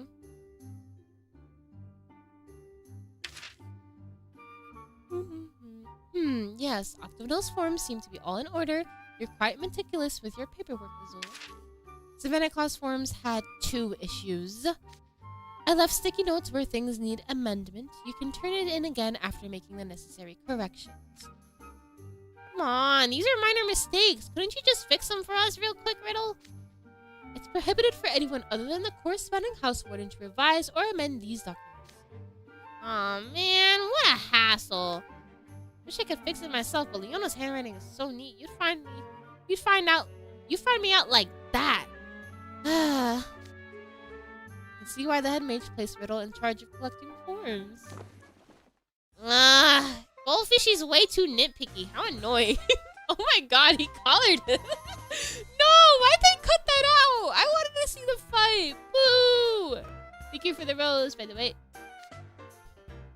Revisions that detract from a document's authenticity, not to mention reloading library books, are both prohibited by the rules. There are no exceptions. And didn't I tell you I was going to return that book to the library after school today? You could have checked it out through proper channels. Why would you go out of your way to break the rules instead? Look, my deadline was coming up and I was in the mood to get my work done right then. I'll at least commend your respect for deadlines and academic drive. I won't let you off again. Just let him go like that. Hey, Riddle, what am I supposed to put in this field exactly? Your grounds for recommendation. Each house warden is supposed to provide a concise explanation of why they recommend a student for the team. Like they're a hard worker, have neat handwriting? Except this is about magic, right? It's hard to explain that concisely. These forms have so much to fill in. Magical reserves, activationals... Oh wait, no, that's so... These forms have so much to fill in. Magical reserves, activation speed, magical specialization, control score... And it's not just magic-related things. There are even fields for physical fitness test scores. Yes, I was also surprised at the level of detail. What are these forms even for? They're registration forms for students participating in the Arcane Academy Interscholastic Games. Ah, that's what we did all that stuff for. Vismania held their qualifiers recently as well. After his previous qualifiers, Jamil and I spent all night pondering who'd we recommend. Each dorm selects players to represent them. Then the faculty and house wardens meet and decide which event to assign to which player. This will be my, Azul, and Floyd's first time participating, so I'm both excited and nervous. It'll be the first time for me and Jamil too! I'm super excited! Wait, you didn't take pass last year, Azul? That's surprising to hear. Yes, I was thoroughly preoccupied last year, laying groundwork to become house... I mean, we had such an incredible pool of talented upperclassmen. There was sadly no room for me. You took part last year, I believe, Riddle? Yes, I was already house warden then. How about Jellyfishy and Sharksucker? I failed to make the cut last year due to not being sufficiently trained, but I managed to get in this time. Yep, I made the cut too! I actually made the cut last year too for the spell drive team. But I never actually saw play. All I did was warm the bench. This year I'll beat those Royal Sword Academy jerks and get some corporate attention. The Interscholastics are my chance to redeem myself after the brutal time I had in the Interdorm tournament. Night Raven College and Royal Sword Academy engage in 4 different magical competitions this meet. And this year marks the event's centennial, millennial, century, and a millennial, centennial. I'm gonna just say centennial and hope I said it right. I'm not gonna Google it. If it will have far more media attention than the Interdorm Spell Drive. It's going to be the most exciting event yet. Out of the 4 different competitions, Spell Drive is the only constant. Centennial? Centennial? Oh, Centennial. Oh, that makes more sense. Oops. Thank you. The other 3 are random and changing, as I understand. Huh. Why are they random? To prevent cheating? Some of the competitions include things like accurate potion formulation or speedy special ingredient retrieval. Malleus told me that out of those, some can't always be held the same way every year. Oh yeah, there are magic flowers that only bloom once every few years. And there are types of seaweed that only grow in freak weather conditions. Ah, okay, so that's why spell job's the only constant, to avoid too many external constraints. Thank you guys for the follows. The Department of Magic should send word about this year's competitions sometimes. Oh man, I'm all fired up now. I can't wait. If you want to take part in the meet, you'll have to finish your paperwork properly first. The submission deadline is 5 p.m. tomorrow. You don't have any time to waste, Kalim. Oh, yeah, that's right. I gotta finish this up. Our teams will include students from different dorms and class years. I can only wonder how things will shape up. He's so cute. They like ran out to go lock in. Certain will be the height of entertainment. Oh boy, will it be? Will it be?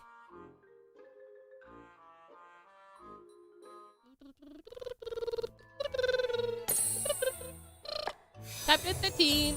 We have not checked up on Grim, and I'm low-key kind of worried. I hope he's okay. That's nothing. Thank you, Shad, for the follow.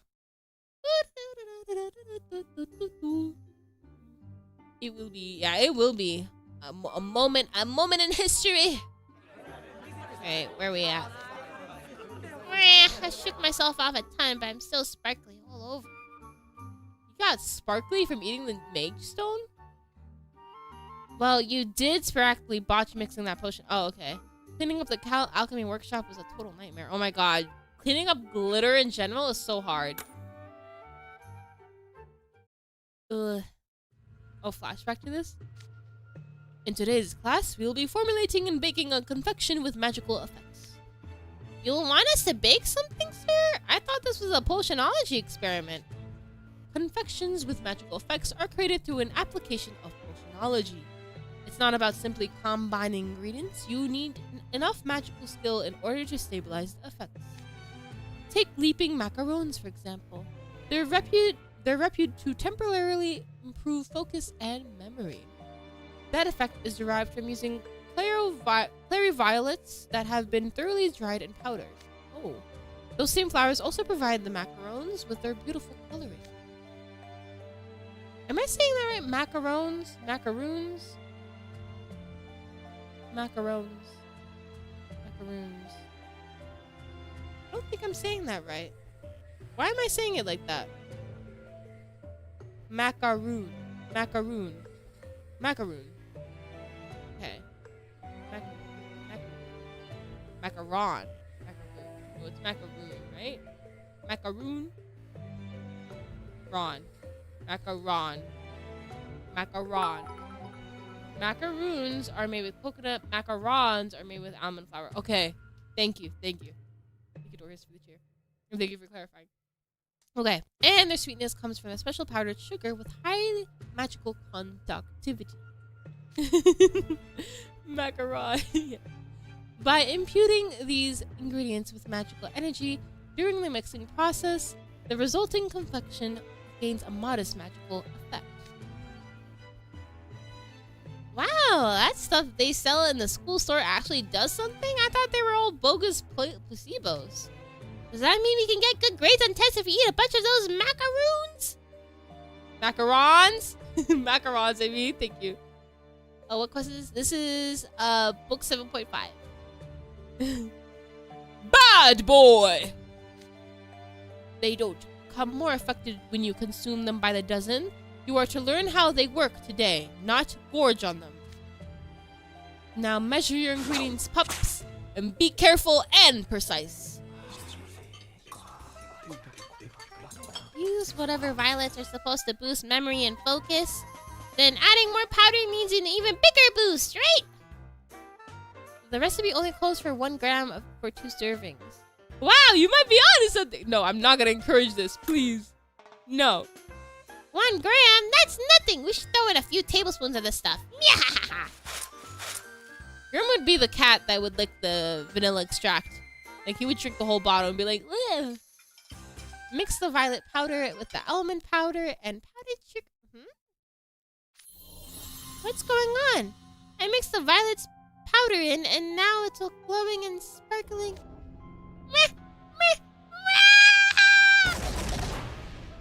Oh my god, he got beat up by the potion.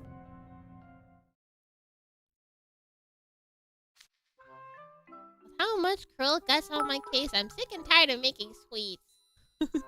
The case for the cheer darkest. Grim's getting the timeout corner. Oh yeah, 100%. This is from the guy in the gastron. Oh my god, I totally forgot we're in that club. Gastronomy club. I can't get the smell of almonds and violets out. Man, I've been smelling good this whole time, but I don't taste good at all at a lick. Feels like I'm getting the short end of the stick. What's the matter, you two? Why the long faces? You're usually so eager at lunchtime. You're sparkling and smelling like violets. Let me guess, you did a lab exercise to make leaping macarons, and you botched it by overloading a clary violet powder, right? How'd you know? Every year there's a handful of freshmen who get the same bright idea as you and end up botching it the same way. There's a proper amount for everything. Even delicious seasonings can make a dish inedible if you put too much.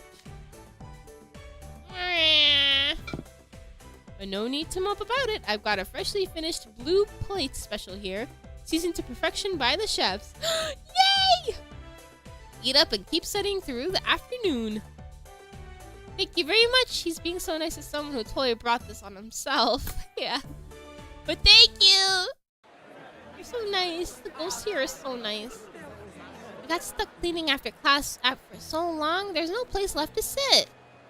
Hey! You! Grim! Over here! Oh my god! With everybody!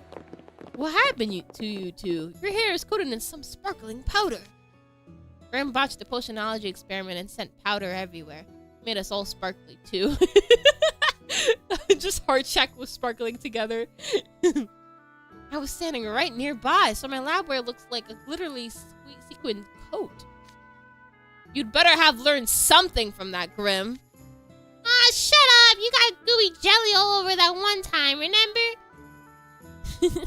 Would you like me to use my air duster to blow the powder off? Hey, don't you dare do that here. You'll get powder in our food. That happened with someone from our dorm once. There's a medicinal herb that's supposed to be good for the skin. One guy added too much to his moisturizer and turned his face neon green. Oh my god. He turned into the Wicked Witch of the East. West? East or West? What? No, West, right? He turned into the... Wicked Witch of the West, bro. Okay. Once he was better, Vil got on his case about how quantity doesn't necessarily equal quality. That goes for protein powder too. It's essential for building muscles, but drinking too much of it gives you stomach problems. We can mention yes. Oh, is that what you're drinking now? The stuff you mentioned buying at club practice? Yeah, it's pear-flavored soy protein powder. Some flavors aren't all that great when you mix them with just water. But this one's decent on its own. Maybe I should carry around a bottle of protein drink like you do, Jack. Aww. It's supposed to be most effective when you drink it just after exercising, right? Yeah, I bought mine to have after club practice, but Vargas put me through the ringer in PE. No kidding, he was all, "You'll never beat Royal Sword Academy with running like that." I guess the faculty is pretty fired up about the Interscholastic games, too. My class in Subex had a joint ancient incantations lesson today. We held a mock battle in an event that was previously held at the Interscholastic. What kind of mock battle was that? A good one. Alright, I'm gonna pause here to read chat. I'm gonna run a 1-minute ad on Twitch, and we'll be back. Who you calling Tiny? Riddle, please. Face reality. Kidding. I will fight for the win for RSA. Yeah. Oh my god. Everybody hates RSA. Like, everyone here is an RSA hater. And I remember they mentioned it in book 1, but to see it again in, like, book 7.5 is kind of funny. Lag. If you guys are lagging, definitely do a refresh. Do a quick refresh and see if that does anything better. Because I know that the stream lagged a little bit. Now it's, like, okay, but it lagged, like, a little bit in the beginning, I remember. Hey, Tiny. Honestly, I don't mind RSA. Me too. But they're just annoying. And honestly, if that's, like, the worst... If that's the worst thing that they are, then it's all Gucci, bro. Getting ready to beat RSA, yeah. Oh god, you guys are lagging out. What? You guys are lagging, actually lagging still after the refresh?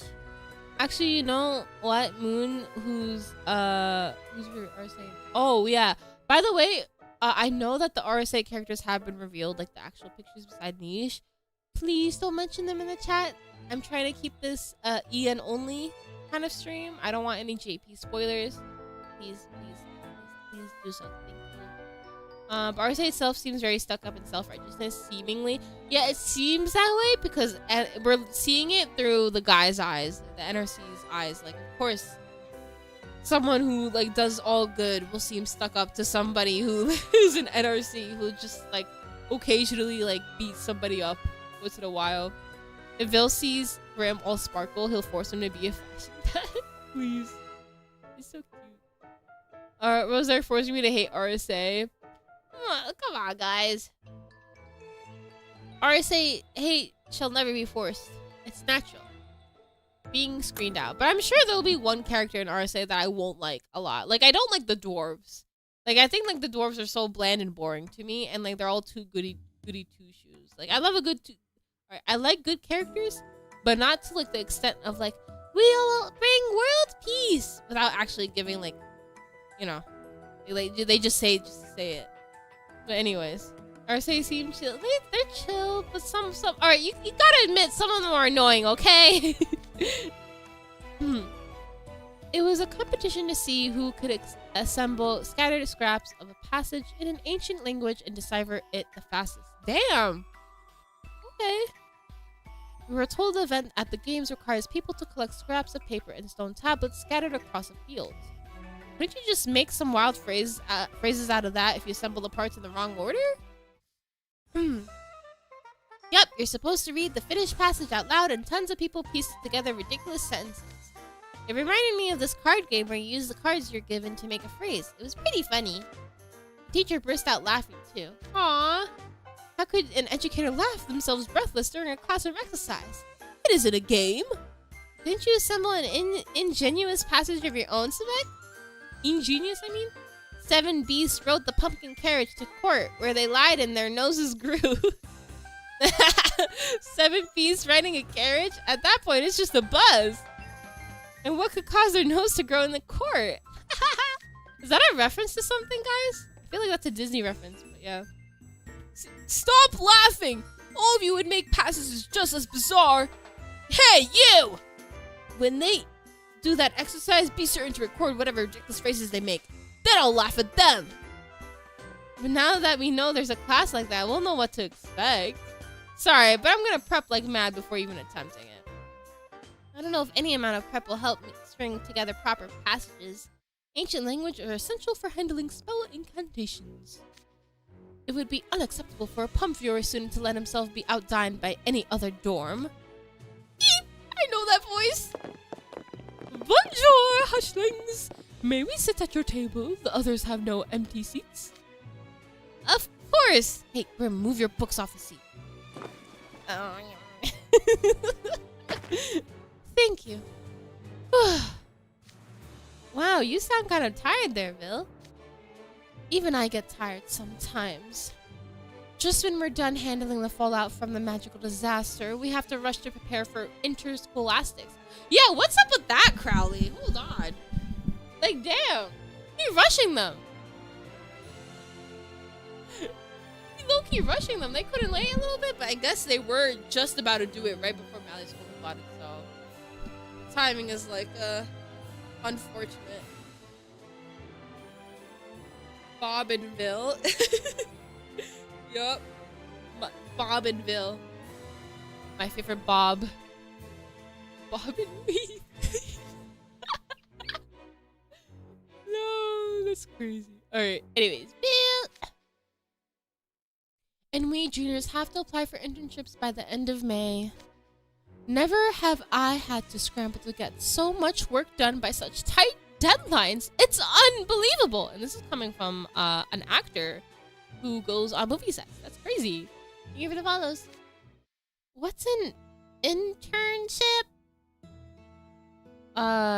We've heard about those at the culture fair, remember? Refresh my memory. Seniors at Night Raven College study off campus at institutes and businesses. It's customary for juniors to choose and apply to these internships themselves, yet it seems our queens remains undecided. It's not every day I see you struggling to decide something, Vil. All I've decided for certain is that I'll go to a film studio. The question is, which one? There are three I'm torn between, each with their own separate styles and company cultures. Films are heavily influenced not just by their directors and scripts, but also by the studio creating them. Would it be possible for you to intern at a different studio each quarter? The thought did cross my mind, but making and releasing a single film can take years. Plus, I'm Vil Shenheim. If I was only there for a few months, I imagine I'd get no work done from dealing with all the endless fawning and simpering. Then the internship would be over in a flash and I had nothing to show for it. My dream is to achieve the epitome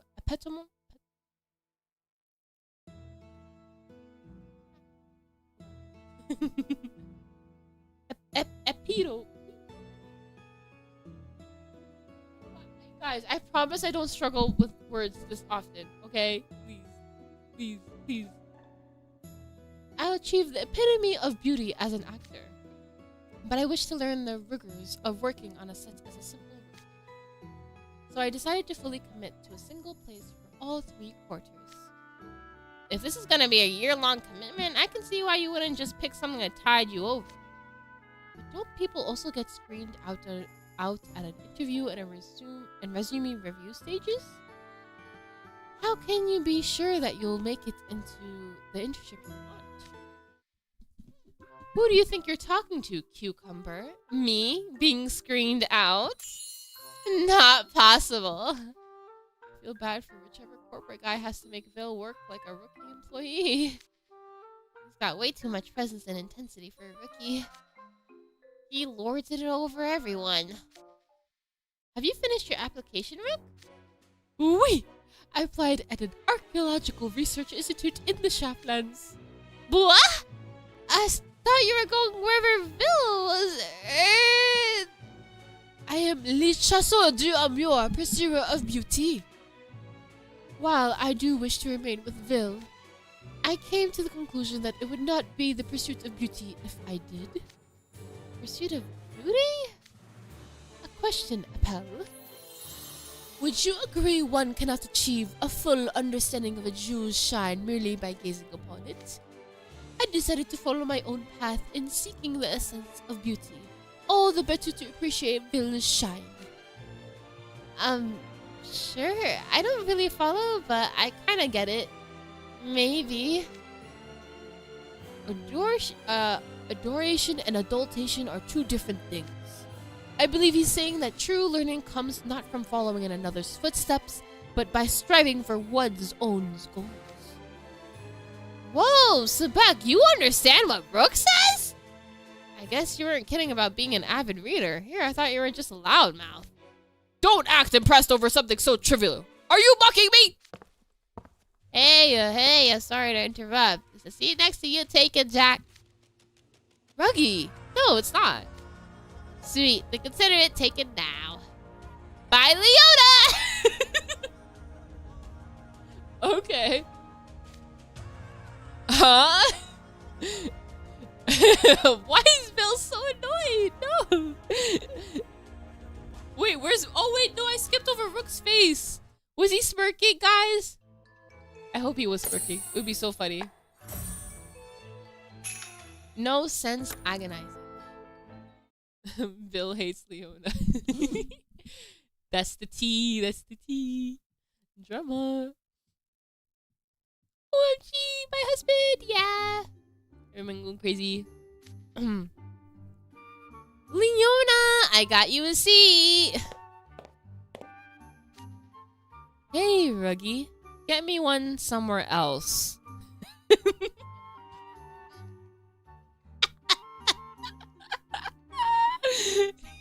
Just one look. He didn't even bother sitting down. He was like, I'm good. I'm good. I knew it. I knew Leona wouldn't willing to sit on the table. Oh, don't be picky. You know this is the only table with open seats. You saved a spot for yourself, didn't you? Switch with me. Sure, I can do that, but my spot's at that table there. Who will he sit with? Azul and the second years, and actually all the second years. I guess this is one of the lessers of the two evils. What? How? Oh my god, I want to see Leona's tier list. Like, who would you sit next to at a lunch table? Apparently he would choose Vil over everyone in the second years. That's kind of funny. My, what a thing to say. If you don't like it, you're welcome to have your lunch on the floor. Sorry, but indoor picnics aren't my thing. Hey, Jack, scoot over some. Yes, sir. Yo, this table's getting crowded. Well, enjoy your lunch, and don't forget to put your own dishes away when you're done. Ah, shut up. What are you, my mom? Yeah, Leona's blue specialty has 2 hamburgers. No fair. What's the problem? One's not gonna be filling enough. Well, you could buy a second one too if you wanted. Look at him. He just called Grim broke, bro. What the hell? I agree that a single hamburger is hardly filling, but for a royal prince to talk with his mouth full, how uncouth! Are you whining about manners in a school cafeteria? This isn't some upscale restaurant. Nobody cares how anyone here eats their food. Ah, such swift work the Roy Loyans is making of that hamburger. I suppose that must be the norm in Savannah, where the moment's carelessness is all too fatal. Rook, please don't say you want to be that hamburger next. Please don't say you want to be that hamburger next. Please, please, please. I'm begging you. I'm begging you. Or my TikTok live will go down again. Please. Perhaps at times beauty lies in haste rather than taking things slow. It's just speed eating. He's barely even chewing his food. Hey, Leona! Stop putting your vegetables on Jack's plate. Giving extra nutrients to a growing underclassman, right, Jack? Actually, I'm done eating. You can have the vegetables for yourself. Please. Why are they involving Jack in between them, bro? Are lions unable to efficiently digest vegetables since you're carnivores? That's fascinating. Why is everyone at this table getting on my case? I'm spoiling my meal.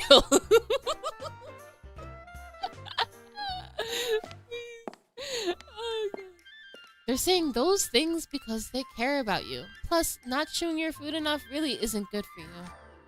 Oh, great. Now Pops is on my case, too. Did he just call Trey the dad? The friend group? Okay. It feels a little strange getting called Pops by someone older than me. Trey, any spots over there? Oh, hey. Now there's a rare grouping of peeps. Oh, now there's a rare group. And that's a rare grouping of peeps. Are you guys looking for seats? Yeah, but I can see your table's pretty full. We'll keep looking. Ace and I are done. You can have our spots. Oh, are you sure? Yep, we wouldn't want the house warden hearing we stayed at our table more than 15 minutes after finishing our lunches. I don't think Riddle would have your heads over that at this point. Yeah, probably not. Plus, there's an easy way to cheat the system.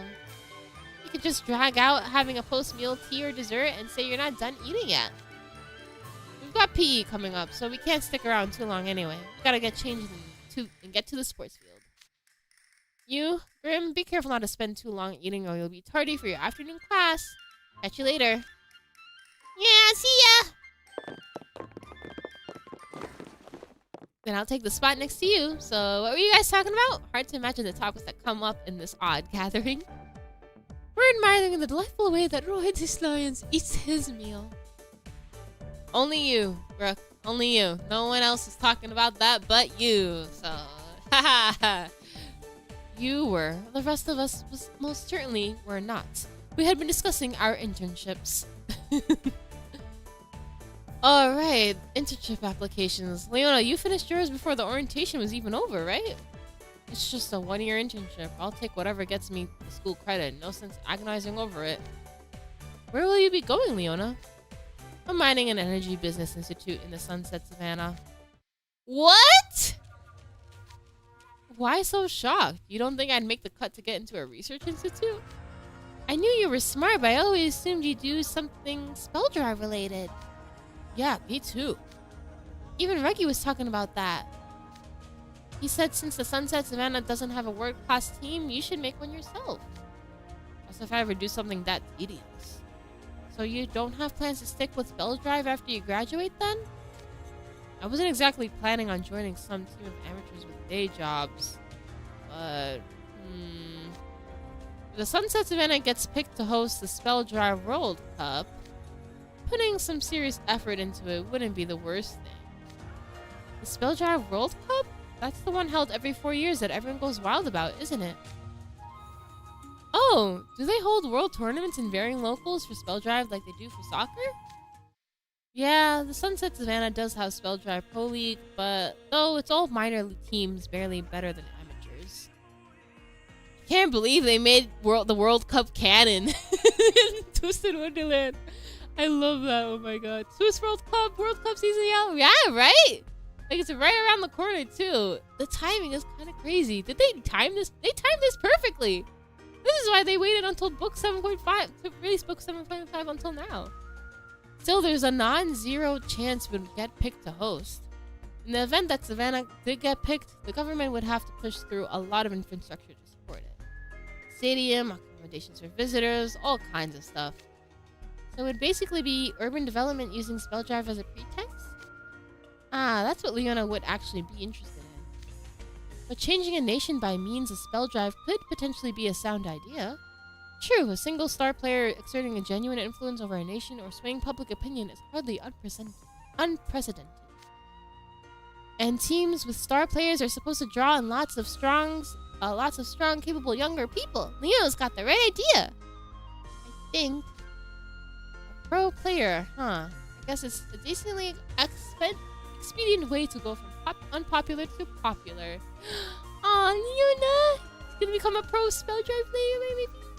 Getting some time in the spell drive spotlight would definitely be a huge driver of urban and economic development. But it'd be a brief fad. The enthusiasm wouldn't last for long. Same for a stadium. You can push through building one, but you need arrangements in place to sustain it long term. Facilities that aren't fully utilized are just money sinks. But isn't it the job of the ones running the country to think about such things? If people build something and can't properly use it, that's their problem. They can't expect the government to cover all their long-term utilization needs. Besides, I'm not even the king. Why should I care how things pan out? Oh, excuse me. Let me get a napkin. That was a pretty bad. I'll be right back.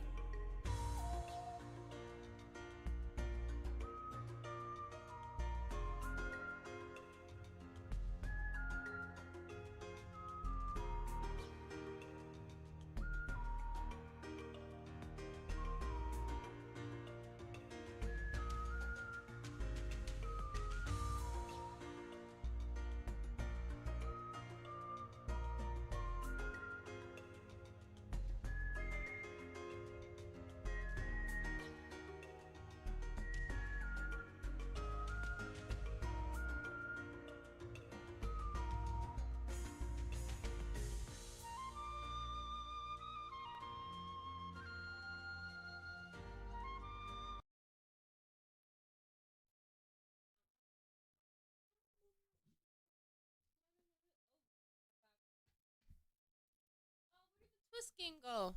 Hold on. Let me bring it back. Uno momento. Yeah, I like how Vil's like trying to like egg him on, like, huh? You want to do something for your country? And then Leon's like, nah. And then he gets all pissed all over again. He's like, you know, basically, I kind of see where Vil's coming from. The game crashed, no. It just went to sleep mode. But yeah, Leona has like a lot of potential, and Vil sees that in him, and so he wants Leona to do more. Just like push himself. Oh my god, it slipped again. I really need to stop. Just read. But yeah, thank you for the rose.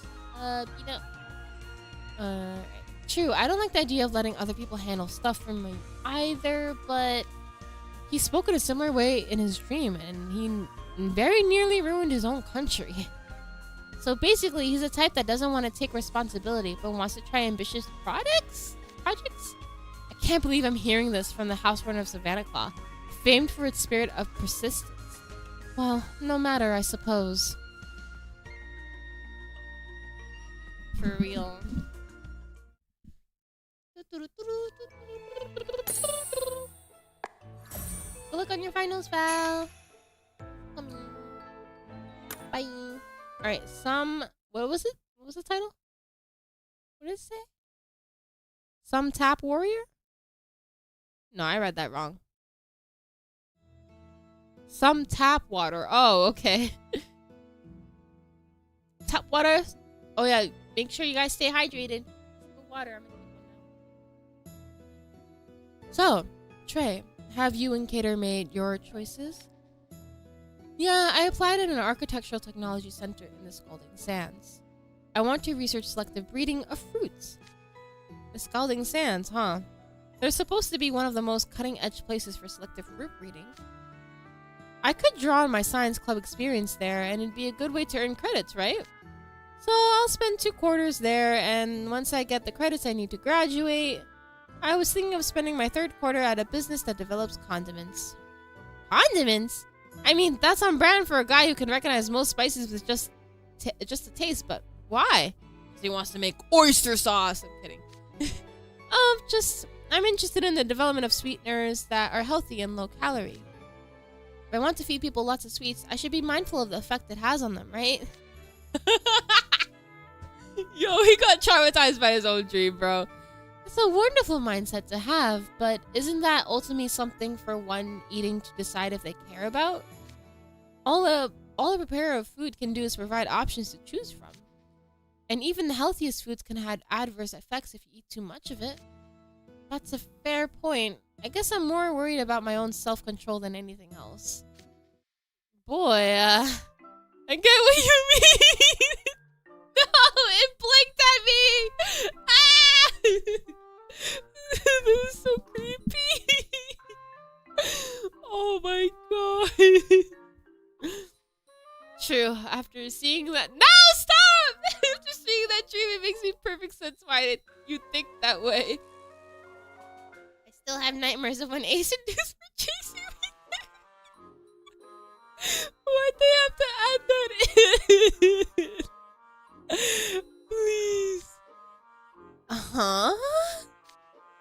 Regardless, it's très joyeux to see that the Chevaliers des Roses have chosen his path forward. What of you, Monsieur Magicam? I recall you being quite uncertain on orientation day. I thought about it a lot, and I'm probably going somewhere related to architecture or interior design. Wow! Architecture KK? Interior design KK? Right now, my first choice is an interior design company in the Kingdom of Roses. Choice befitting of someone ever aware of trends. Was there something in particular that turned your thoughts in that direction? Hartsville's decor in my dream was pretty cannibal, right? I remember it being ridiculous. Glowy and flashy and stuff. Okay, it might have been a little over the top, but I actually kind of dug the whole "a castle of your own" where you don't stand on ceremony for anyone else vibe. I mean, yeah. Oh my god, those braids. And after, not braids, those are cornrows, I think, right? And after going through other people's dreams, it struck me as there are so many castles of your own as there are people. Yep, there's Ace, Frey, Riddle. Oh my god, his book 7 outfit eats. So I thought it'd be fun to help build those figurative castles for different people. What's happening in this book? This is book 7.5. This is like after the aftermath and how, like, you know, they're just discussing how they feel about everything and whatnot. And why limit myself to just residential designs? I'd be down for working on cafes or amusement parks or whatever else. Eventually, there would be tons of castle I had a hand building all over the world. Homes, restaurants, parks. Sounds rad, right? Tres bien! What a grand and beautiful dream. I'm honored to have been here when you shared it. But doesn't architecture-related work require getting into specialized universities? Exactly! That's the problem. I'm so allergic to studying. You're not exactly a slow learner. Maybe you could manage it if you started studying a little harder now? Except that would mean basically starting from square one, though. I'm really iffy on my chances of... Ooh, guys, I just spotted a super rare sight out of the wild. Oh. So many people. I should just go. But... Oh, excuse me! Whoever designed this cafeteria must have been an extrovert architect with no regard whatsoever for loner nerds. Speaking of which... Long tables with bench seats, all designed for strangers to sit with strangers. The concept of personal space is beyond non-existent here. Ugh, I just know if I sit next to someone, they'll be like, ugh, the ick. Or doesn't blue just ruin your appetite?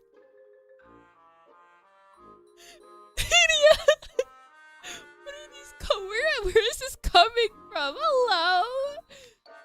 And if I ever bumped elbows with someone, they'd get all huffy about lefties being a pain.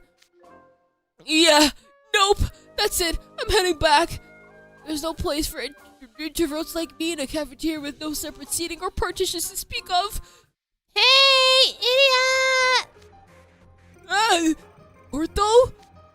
It's not every day you come to the cafeteria. Are you about to have lunch? I was gonna, but it's so crowded. I'll just fool my stomach with some tap water instead. Idiot, no, you have to eat real food, please. How did he grow so tall? And like, this is his diet. For lunch, he will have ice cold water. Yum. You won't get the nutrients you need that way. You need to eat real food. Oh, or no. That's not what he said. He said, you need real food.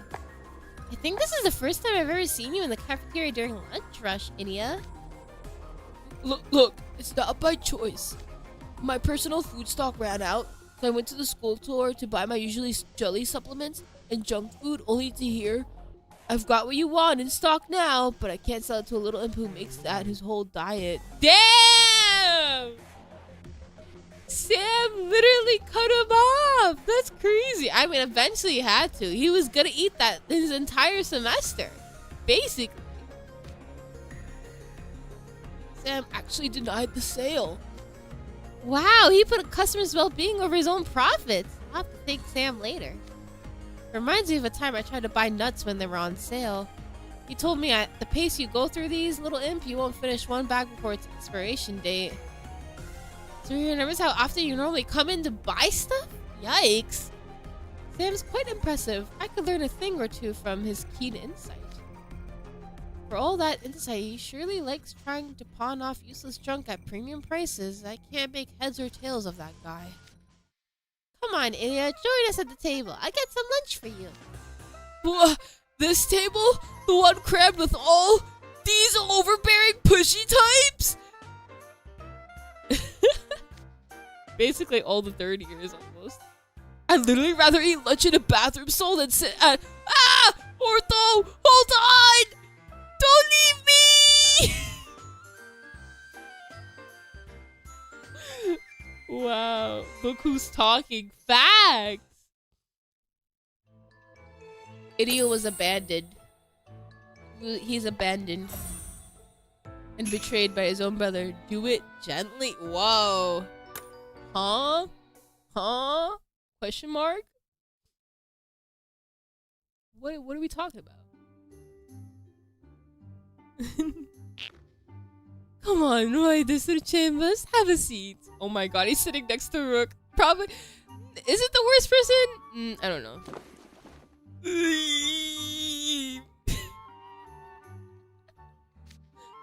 He's making the same kind of high-pitched whine when you hear a mosquito buzzing around.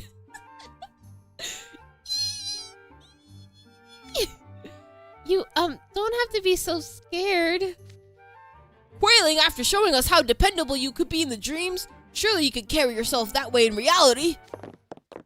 Come now, Sebek. This is a place for eating, not for shouting. Lilia! My liege!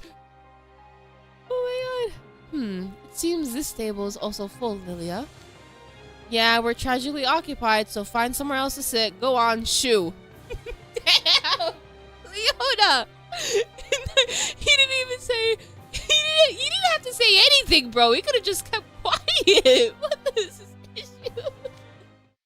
No, there's room. I'll clear away the ditchery at once. By all means, would you come? By all means, you would be welcome to sit here. Trees? Well, we just finished lunch anyway. I guess we can get going. Yeah, I gotta change into our school uniforms. Oh yeah, we've got PE next period. You gotta get changed, right? If we're late, we get an extra lap around the grounds. Man, I really wish I had outfit changing magic. Oh, the freshmen can't still use magic to change clothes after waking from their dream?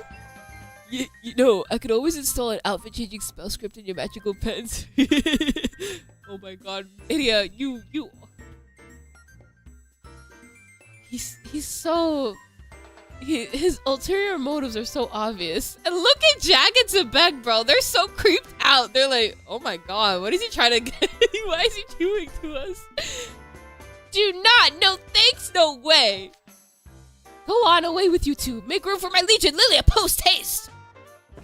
Oh my god, jeez. Please, right this way, my liege. Ah, thank you.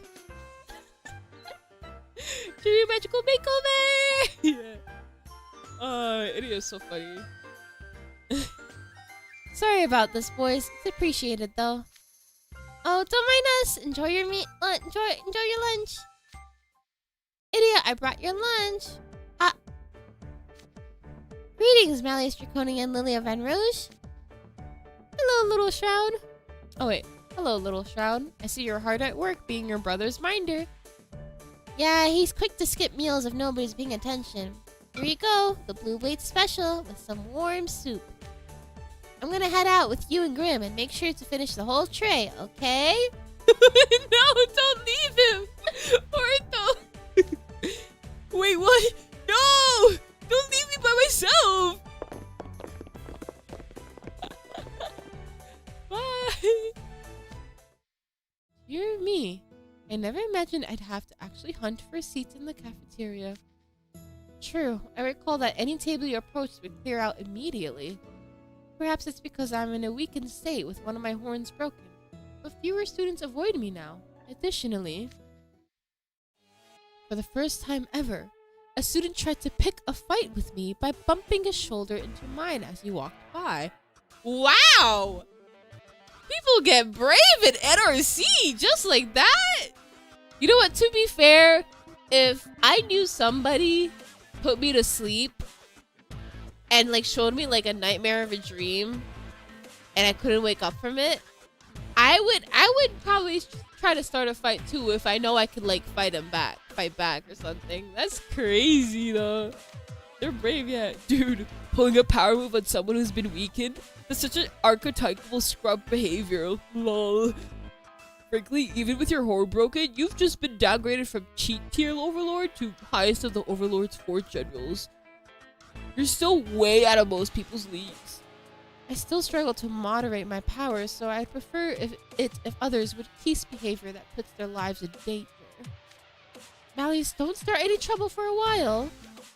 If you want to get back at someone, do it Gently. Okay. Lilia! No! This is the wrong advice! You're supposed to say no fighting!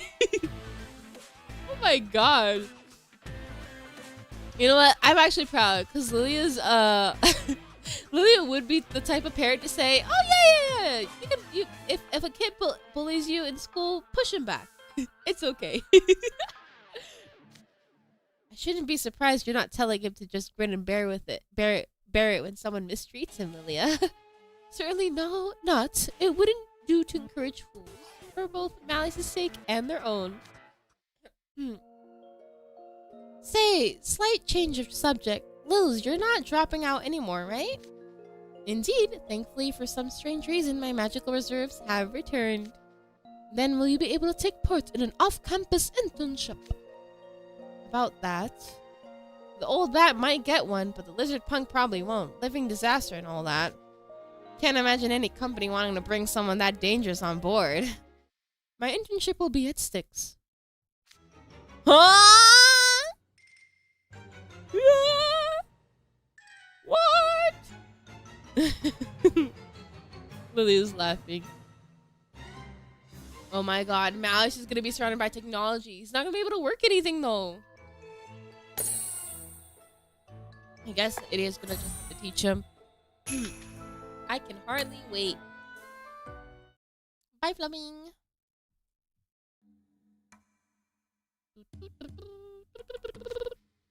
What? Wait, what do you mean your internship's at Styx? Yeah, so, my dad apparently reached out to him during his magical rehab. Doesn't Malleus have a penchant for breaking smartphones and other electronics? And he's never taken a technomatic engineering class, has he? What use is a guy like that gonna be in a high-tech nerd hog? Nerd org? Herd org? Oh god. Well, what you guys saw was basically just one part of Styx. The only areas that bleeding edge are certain parts of the tech dev and research divisions. The research and analysis sections restore ancient magic artifacts and decipher ancient grimoires unearthed from ruins. That means a lot of our research is done the old school analog way. And with the massive volume of priceless text that Briar Valley provided for us, we're woefully short-staffed to handle it all. Hence, I will remain in Styx, care for all 3/4 of my internship as both a researcher, subject, and a trainee. Yeah, there's a ton of data we'd like to get from Malleus. And on the off chance there's any trouble, my parents should have it covered with him staying on the island of Woe. So, other than my personal awkwardness having a guy from my class year working at my family home, it's a win-win. Yeah. Poor idiot, bro. Imagine just Malleus showing up at your family business and you're just like, I don't know, you're stocking the shelves with him or something. In this case, he's doing research with him. We owe quite the debt of gratitude to the watchman of the island of Woe. So as long as you get your internship credit there, you won't get held back? Yeah, my intent is to devote myself to research and earn at least a B grade. Are you going to Styx too, Lils? Actually, I'll be doing my internship at Shafland's Elementary School! Lilia! No, because he probably remembered Silver and baby Malleus and he was like, I miss raising kids. And he's gonna go to elementary school to take care of the kids. Aww. But someone needs to watch over him. It's cute, but someone needs to watch over him. Okay. Figures for the cheer. Mama Shroud is showing all of the embarrassing baby pictures. Oh, 100%. Yeah. Oh, he's so cute. You better teach them kids, right? And at elementary school, does that mean you're going to be a student teacher? Yes, I'm thinking of getting a teaching license. Whoa, Teacher Lilia! For real? So you want to be a school teacher? Just so. The incident we went through was a painful lesson in the importance, not to mention the difficulty, of raising future generations. Briar Valley has schools, but they're vastly different from human-centric ones. Considering the future we face, we need to share our knowledge and find ways for all species to move forward together. Given that, I figured this was something that might be worth spending my remaining time on. Lilia. After all, I was flying by the seat of my pants when I raised my subordinates and despicables.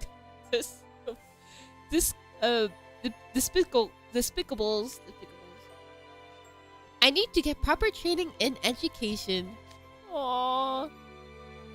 Lilia at elementary school. Now, kids, if you're gonna get bullied, you better know how to hit back. Yeah. Please. It's gonna be so awkward for the few couple months, I guess. Human history, Fae history. The idea of a class where one could learn both is fantastic. Thank you for the cheer, Dorcas. Oh, gee, that's so cute that he wants to be a teacher. Also, I can't imagine him being in the same internship program as Ernesto, and Lilia just has the most crap-eating grin, and Ernesto's just sweating in fear. Oh my god, yeah. Please. Oh my god, he works. Well, he implied that he's gonna work at Briar Valley schools, but it would be so funny if he worked at like Ernesto's school. If you do become a teacher, you positively must let me take your classes.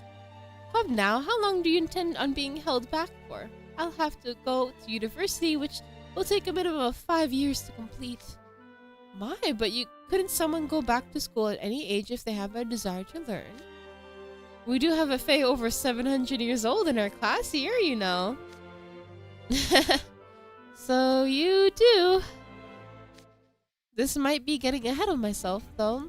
If I don't pass our final exams, the whole plan will be called off. And we have the Interscholastics to handle before that. We'll be quite busy. Will you boys be taking part in those? Participation is unfortunately mandatory for house wardens. With me. I wonder what games they'll hold this year. They could be totally different than last year's. I'm on the spell drive team no matter what. No other options for me. An athletic meet with mixed teams from different dorms. Oh, how my heart soars with anticipation of the beautiful games I might behold.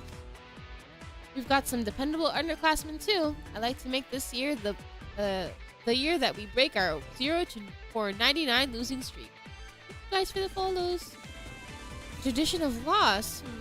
I say bring it on. We won't try to erase the past. We'll embrace our history and all of the regrets that comes with it.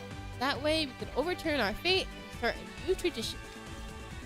A new tradition established upon the 100th year. That's not a terrible idea. The Arcane Academy Interscholastic Games. I can hardly wait for them to arrive.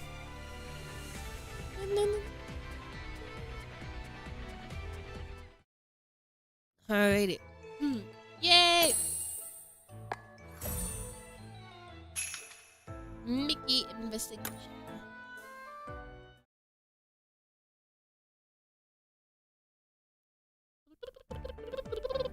How long is book 7.5 though? I feel like I've been reading. Oh my god, I've been streaming for like 2 hours and 40 minutes. Okay. Maybe I'll cut it off at 3. The Mickey investigation. 23. Oh, okay, never mind. We're gonna be done in no time flat. Yeah, we're hoping we might get some real good data with you on board. Oh yeah, silver will help a lot. We'd love to have your help. It's time it's to help me find a way back home. Alright, we'll help however we can. Hey, Silver! Don't agree so readily when we don't even know what we're agreeing to!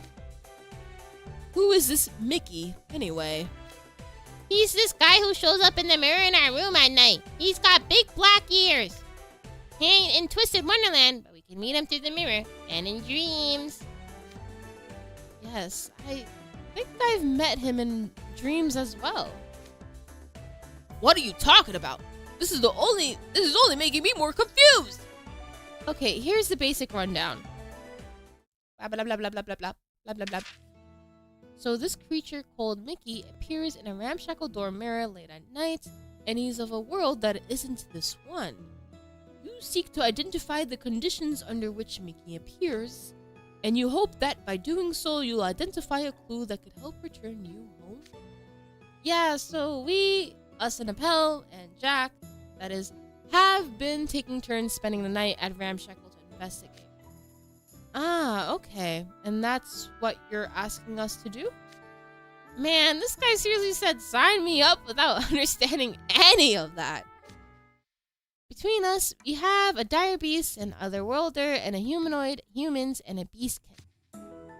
We've been hoping to get help from someone, Faye. And of course, the biggest key figure here is you, Silver, the one who made contact with Mickey in your dreams. Right. I'm pretty sure I recognize those big black ears and red shorts in the photo. I have no connection to Mickey, so I don't know why I get drawn into that room in my dreams. Oh, wait, that's in his pajamas. But strange things tends to happen in dreams, don't they? Me in a dream is a spell that lets me enter others' dreams, especially those of people I'm connected to. The trouble is, I forget them when I wake up. Did he just walk past Mickey like he was nothing? It's funny. So maybe I actually do wander into the dreams of total strangers and just don't know it. This, yo.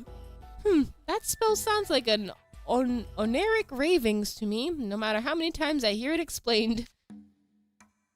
Will he really be useful to your investigation? Strongly suspect he'll end up nodding off partway through. There is a decent chance that Silver can meet Mickey in his dreams, so it might be better if he conks out, right? No kidding. Anyway, that wraps up the investigation overview. Now we have to work out the participant rotation. Hey, slow down! I never agreed to this. I have to make up that class time I lost while I lost while hospitalized for examination. I also have to train for interscholastic selection. And now that my legion's back at school, I cannot leave his side. After all, I am the Lightning Knight, my liege rulers apart to protect him. Ah, brother.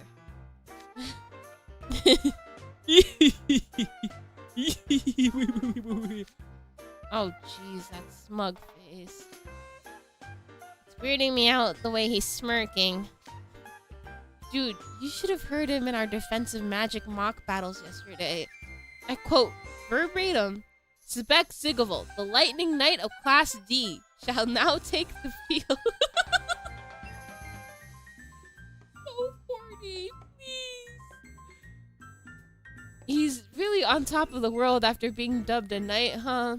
I could see him putting that in the name field on his test.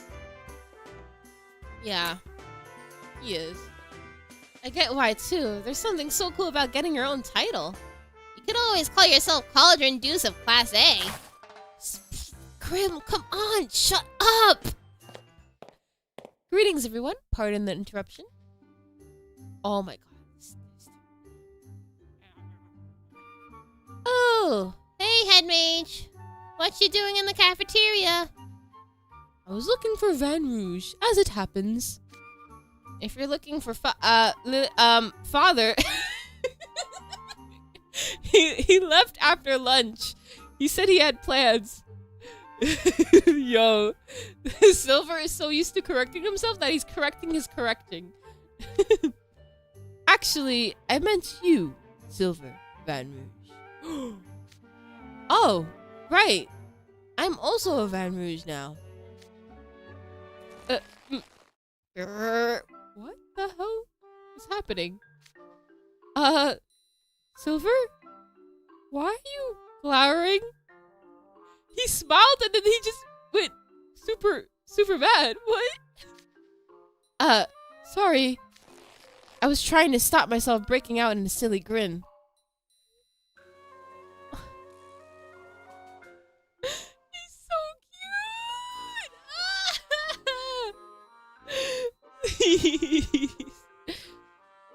cute! Look at you, getting giddy over simply being addressed by name. Silly indeed, Silver. Sebek, would you like me to play back a video of your own silly expression from 3 minutes ago? I don't see the harm in grinning as much as you like. It's the name you obtained after gifting us this priceless suit of mycelium armor. Of course, it's a moment worth basking in. I mean, it's the name that his father gave him, Crowley, but yeah, sure. Whatever. He looked pretty teary-eyed to me. I'm pretty sure the name had nothing to do with giving away the armor. Anyway, what can I do for you, head mage? I'm going to get him. Please, go ahead. Run him over. Something wonderful has just arrived for you, so I'd like you to come to my office to receive it. Your friends are welcome to join you. Something wonderful? Huh? What is he? What is he? Silver's so cute when he dresses as Van Rogue. He's so cute, he is. What present did he get? What was in the mail? I'm curious. Plain old magical.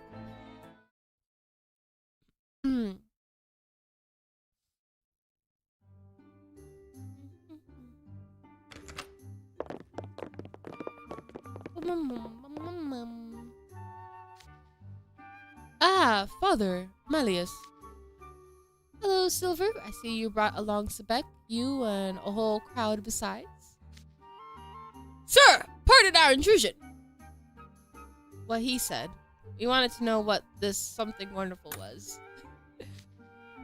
The wonderful thing has arrived for Silver is a new magical pen. What's wonderful about that? It's just a plain old magical pen. Look more closely at the cap. Night Riven College's magical pen also doubles as student IDs. You know how every pen has a student name engraved on by the grip? Ah! The name on this one, it's a new engraving. Silver Van Rouge! Ah! Yay! This one was made at your father's request. The first is provided free of charge upon enrollment, of course. But there is an out-of-pocket cost if your circumstances dictate making a second one. Since it happens rather a lot. What's the beef there, Callie? Okay. Of course, your father is welcome to present this gift to you himself. Goodness, but it's strange hearing the head mage refer to me as father. Silver, I may have raised you from childhood, but legally, I was simply your guardian. Yet you expressed a wish to be my true son, and Malleus and Sebek supported it. Here. What's this form? A formal adoption application I sent for right.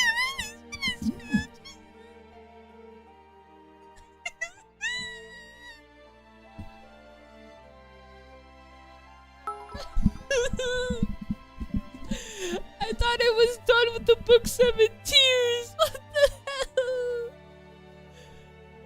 Oh, just for the tear. Silver has such a cute smile. You shouldn't feel ashamed for smiling like that, especially with the fact that he has a daddy surname now. He's so precious.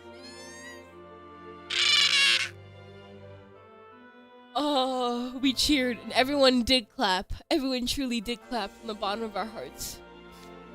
Thank you for the follows. I signed my name to it. Once you add yours, we'll be legally recognized as father and son. And what do you know? You just happen to have the perfect fountain pen on hand to sign with.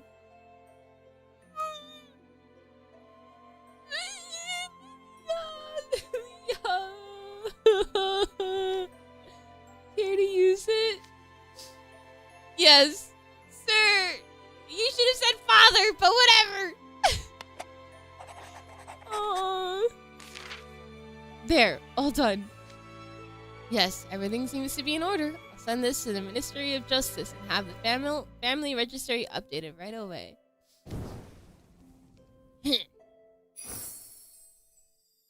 Oh. Rah! Let's just burn the paper! Don't worry, I merely used magic to send it to Briar Valley. It isn't as a mere sheet of paper will change things for us very much, but I'm so glad I get to call you my son. Thank you, Father. And thank you for the magical pen. I'll treasure it forever. Silver. Wow, Silver, you're really glaring at that pen. Seeing him rejoice this much over it makes me giving it worthwhile. That's his rejoicing face? Oh no, if I look at this pen during class, I might break out into a silly grin. Grin all you want, Silver, it's fine. So cute. I must keep my jaw clenched during lessons. Oh my god. Thank you for the follow. If he glowers like that, the whole class wouldn't he make the teacher cry? Good point, Crowley. Thank you for the cheer, Dorcas. He's so cute. I want to pinch his cheeks. Me too! Aw, look how embarrassed he is thinking about excited outbursts in front of his school chums. That's so adorable. Feels just like yesterday. He was crawling around the floor on all fours. I suppose he's at that age now, though. I'm jealous! I'm beyond jealous, Silver! I want to have some excellent lady and I on my too. You can't just do it yourself. Ah, this goes to show how one grows all the stronger for facing down adversity. Wonderful. It's true. And it's nice to see that you've made friends you can have lunch with, Sebek. What? You misunderstand, sir. These people are no friends of mine. They simply want my assistance with the Mickey investigation to help you find a way home. And I was grudgingly hearing them out Since they were on their hands and knees, begging me. That did not happen, but okay. The Mickey investigation. Oh my god, finally Crowley knows. Yeah, we gave up on you, by the way, Crowley. Did you know that? Did you remember that? You were supposed to find a way home for us? Like a couple books ago? Yeah, he doesn't remember. Look at him, he's clueless. He's like, what? Going back home? What's a Mickey? Oh, what are they talking about? He is clueless. He doesn't even know what's going on. Look at him. Irresponsible. Oh my god. Sebek. That his pants are on fire, Sebek is lying. And an even greater merge. Don't tell Crowley he doesn't want us to leave. Shh. Yeah. he probably will forget right after. Now I see. This explains much. That was what you was referring to when speaking of potentially finding a way home then. Yep. And you went ahead and overblotted. Ain't that crazy? Oh yes, I do recall you mentioning seeing Mickey in the mirror on the night of the culture fair. Yeah. Oh, we did mention this to him. What the hell? Then what did he say? Huh. And you met him again in the dreams Draconia created. What a curious puzzle. Is the mirror in Yu's room some sort of magical artifact like a view glass? I examined the mirror myself after hearing the tale, but it was just an ordinary old mirror. It hardly needs to be outright magical in nature, does it? This world has no short of strange items that were possessed by ghosts or cursed. Items with histories, essentially. Considering how well traveled you are, perhaps you'll be able to identify it. We should see it for ourselves. Alrighty. Everybody involved now. Here's the mirror, y'all. Has no sign of any enchantments or curses. Likewise, Leia's Far Cry cradle turned up no particular noteworthy information. It seems that it truly is an ordinary old mirror. So it's more like a silver-capped tooth or crystal radio. And it only acts as a communicator with Mickey under specific conditions. Right, that's why instead of messing with the mirror itself, we're focusing on the environment and activation conditions. We're trying to figure out a reliable way of making the connection. Isn't it dangerous to randomly change around variables like that? What's there to be scared of? Mickey's a nice guy. He ain't gonna go attacking us. That's not what I meant. Doesn't that risk creating conditions that might connect you to someplace unintended? Ziggle's concerns are entirely reasonable. Mirrors and books acting as doors connecting to other worlds, causing people sucked into them to go missing. Funny you should mention that, Crowley, cause how come we keep getting sucked into books? You know? We keep doing that. Shouldn't you be more careful, Crowley? Anyways, such frightening cases are rare but not unheard of in Twisted Wonderland. Investigation or no, I can hardly allow a group of unsupervised freshmen to engage in such risk. Ah, no fair. If that's what troubles you, I'll oversee them. Huh? Malleus will send us home, let's go! My liege? Are you sure, Horntorn? Really, Horntorn? If their claims are true, they hold implications. It would mean this Mickey was able to easily intrude upon my arcane realm from a different world altogether. Such a creature piques my curiosity. Yeah. Yeah, actually. Styx has the most cutting-edge tech in the world, and it was still a struggle for them to analyze the realm structure and enter it. Meanwhile, Mickey just slipped right in with no trouble at all. Does that mean he could be an even greater mage than Malleus? Oh, please, no. I don't want this to... No, don't let this be a thing, please. I don't know. He said he wasn't a wizard. My, fascinating. Now I wish to meet him more than ever. Now, Malleus, you do remember you're still not back in top form, right? Good grief, I suppose I'd better stick around as well, just in case. If you and my liege are joining, then I shall as well. Oh yeah? I thought you were too busy to join in. We've got some dependable upperclassmen helping out. You're free to focus on your studies and practice, Savek. No! I insist upon joining! And I think we have a plan. We'll do the best we can to help you find a way back home, you. Yay! Thank you guys! Oh my god! Oh, Diasoya is helping me. Let's go!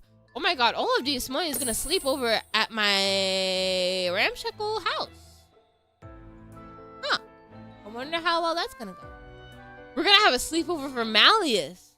Ooh, Malleus stands. Ooh. Malleus humans are going crazy. Supportive mindset.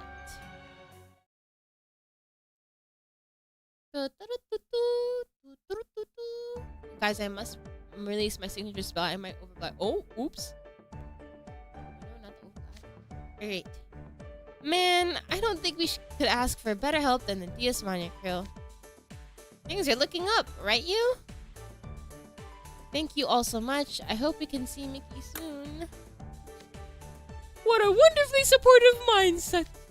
And what a relief it is hearing Draconia and Van Rouge volunteer to oversee this. Between cleaning up after the disaster and preparing for the Arcane Academy Interscholastic Games, the faculty's eyes are all bloodshot. If I went into the office and said, "Excuse me, is anyone free to be a chaperone?" there is not a doubt in my mind they would have been a riot.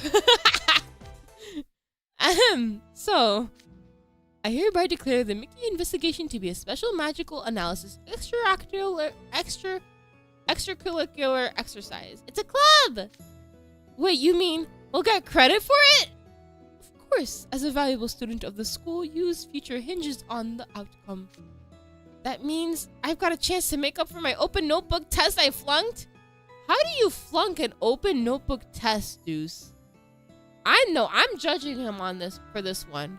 Deuce, what the hell? All you have to do is write the notes down. Okay. Alright! That said, staying up all night and sleeping through class the next day would be the opposite of educational. Oops, I skipped over his words. I cannot have that. So keep your investigation within bounds of reason. Is that clear? Yes, sir! Alrighty. Oh yes, and everyone taking part is responsible for informing your respective house warden. And don't forget to submit a report. Now then. So much to do, so little time. Look at him. He just pushed the job of finding our way home onto other people. Again. What can you do? But he said he's busy. He's busy. You know, he's busy. Me. Looks like the Mickey investigation's back on. Isn't that great, you? As your chaperones, Malleus and myself will be here every night. But I trust that doesn't go for every member of the group. Right. Plus, systematic isolation is absolutely essential to reliably reproduce a phenomenon. It's not a proper verification if we do it with the same people every time. I think we'll need to rework our shifts. And some of us go to bed at 10 p.m. So they'll be only able to join in on weekends. We're looking at Jack. Achoo! You okay there, Jack? Someone must be talking trash about me. Bro, why did they added that in? Let's start by getting all the volunteers together for a kickoff party. It ain't just shifts we gotta think about. We also gotta work out what snacks and drinks we get on the job. Chocolate on Mondays, potato chips on Tuesdays. Yeah, I can't wait. This investigation is an extracurricular exercise, not a series of conventional sleepovers. We should clearly start by establishing record keeping and reporting methods. You think I could have pajama parties with my school chums at my age? Everyone, make sure you show up in your most adorable pajamas. Pajama parties. Those are certainly a type of gathering I've never been invited to before. I'll be looking forward to this. Ah, my liege! Okay, you people, these better be the greatest pajama parties ever! Oh, God. He's so funny. We're in for some noisy nights. We're not gonna get much sleep, are we? Mouse is gonna stay over every night. That's kind of crazy. With Lilia, of course. Don't worry, I'm the boss of Ramshackle Dorm, and I'll keep this whole operation in line. Thanks, Grim. Let's do this. Grim. Yeah, you can count on me. You've got this in the bag, you. Yay. I'm so happy. Yep. That's it? Oh, I thought the conversation was gonna go like, wait, but you're gonna leave me, right? And then Grim was gonna be like, I don't want you to leave. But we didn't have that conversation. Oh well. Thank you guys for the heart me, for the finger heart, and for the rose. I really appreciate that a lot. Got 30 gems though. That's cool. That's cool, whatever. I'm gonna read your guys' chats and I'm gonna end the stream. We did a 3-hour stream of just Twisted Wonderland. I'm so happy. Of course I did like longer, but this was pretty good. I have to admit. This is energy. Yes. Time to wait for book 8. Yeah, honestly, with the way they're timing things, I'm pretty sure book 8 is right around the corner. And now on to book 8. On to book 8. On to book 8. Oh no. Yeah. That's my thought process too whenever I think about book 8. Thank you for the stream, it was fun. Thank you guys for tuning in. It was so much fun reading your guys' chat and seeing you guys react. This book was so silly. It was like a nice mix of like seriousness and silliness. And we got some behind the scenes stuff. Rose will pull for Overblood Jamil. No, because Kalim is next month. And I cannot be pulling anybody if Kalim is right around the corner. And I knew they were going to do it. I knew they were going to do something like this. Trip me up. But I will not be tripped up. I will not be tripped up over this. I will get Kalim. His birthday party. Favorite part of book 7.5 was Fat Ace and Faith Tooth really rolling. Yeah. It was a nice breather after all the hell we went through during book 7. It really was. We got to see Crowley again being or actually not just Crowley, like talking about you going home. I haven't had that conversation with him in like forever. And it's nice that we had that again. I really love how Rose voiced the character. Well, thank you. I really appreciate you. I think these didn't make the cut to the main book 7, but I don't know why. It was very good. Because honestly, book 7 was already really long. If they added it in, I think everyone would have been like, oh my god, please end it. So it's nice that they added it in. And I'm sure they were going to probably like mention it briefly like after book 8 because they usually do that. Whatever happens in book 7 gets retouched, or whatever happens in the previous book gets touched upon again in the next book. There's that. Thanks for those of you watching a replay of this live on YouTube. Didn't catch the first chapters. Yeah, so if you guys want the VOD, just like they said, it will be on YouTube. It will be on Twitch for a couple days, but Twitch erases the VODs eventually. Yeah, definitely check out the replay. And I think, is this like my last stream of the week? Actually, it might be my last stream of the week. Oh, it is. Okay. Next week is actually my last stream. Before I go on vacation. So maybe I'll try to squeeze in, because like I'm gone by May 20th. So hopefully I can do something more things, but probably not, because I'll be busy like packing and scheduling everything. Wow, it's Friday. Yeah, it's the weekend. Like, woohoo! Finally. But yeah, next week is gonna be my last streams for a while, and then you guys are gonna have to survive on my shorts and videos that I will schedule for you guys. I'm sorry. I'll be back soon. I'll be back June 10th. I think is that after or before Deuce's birthday? I forgot.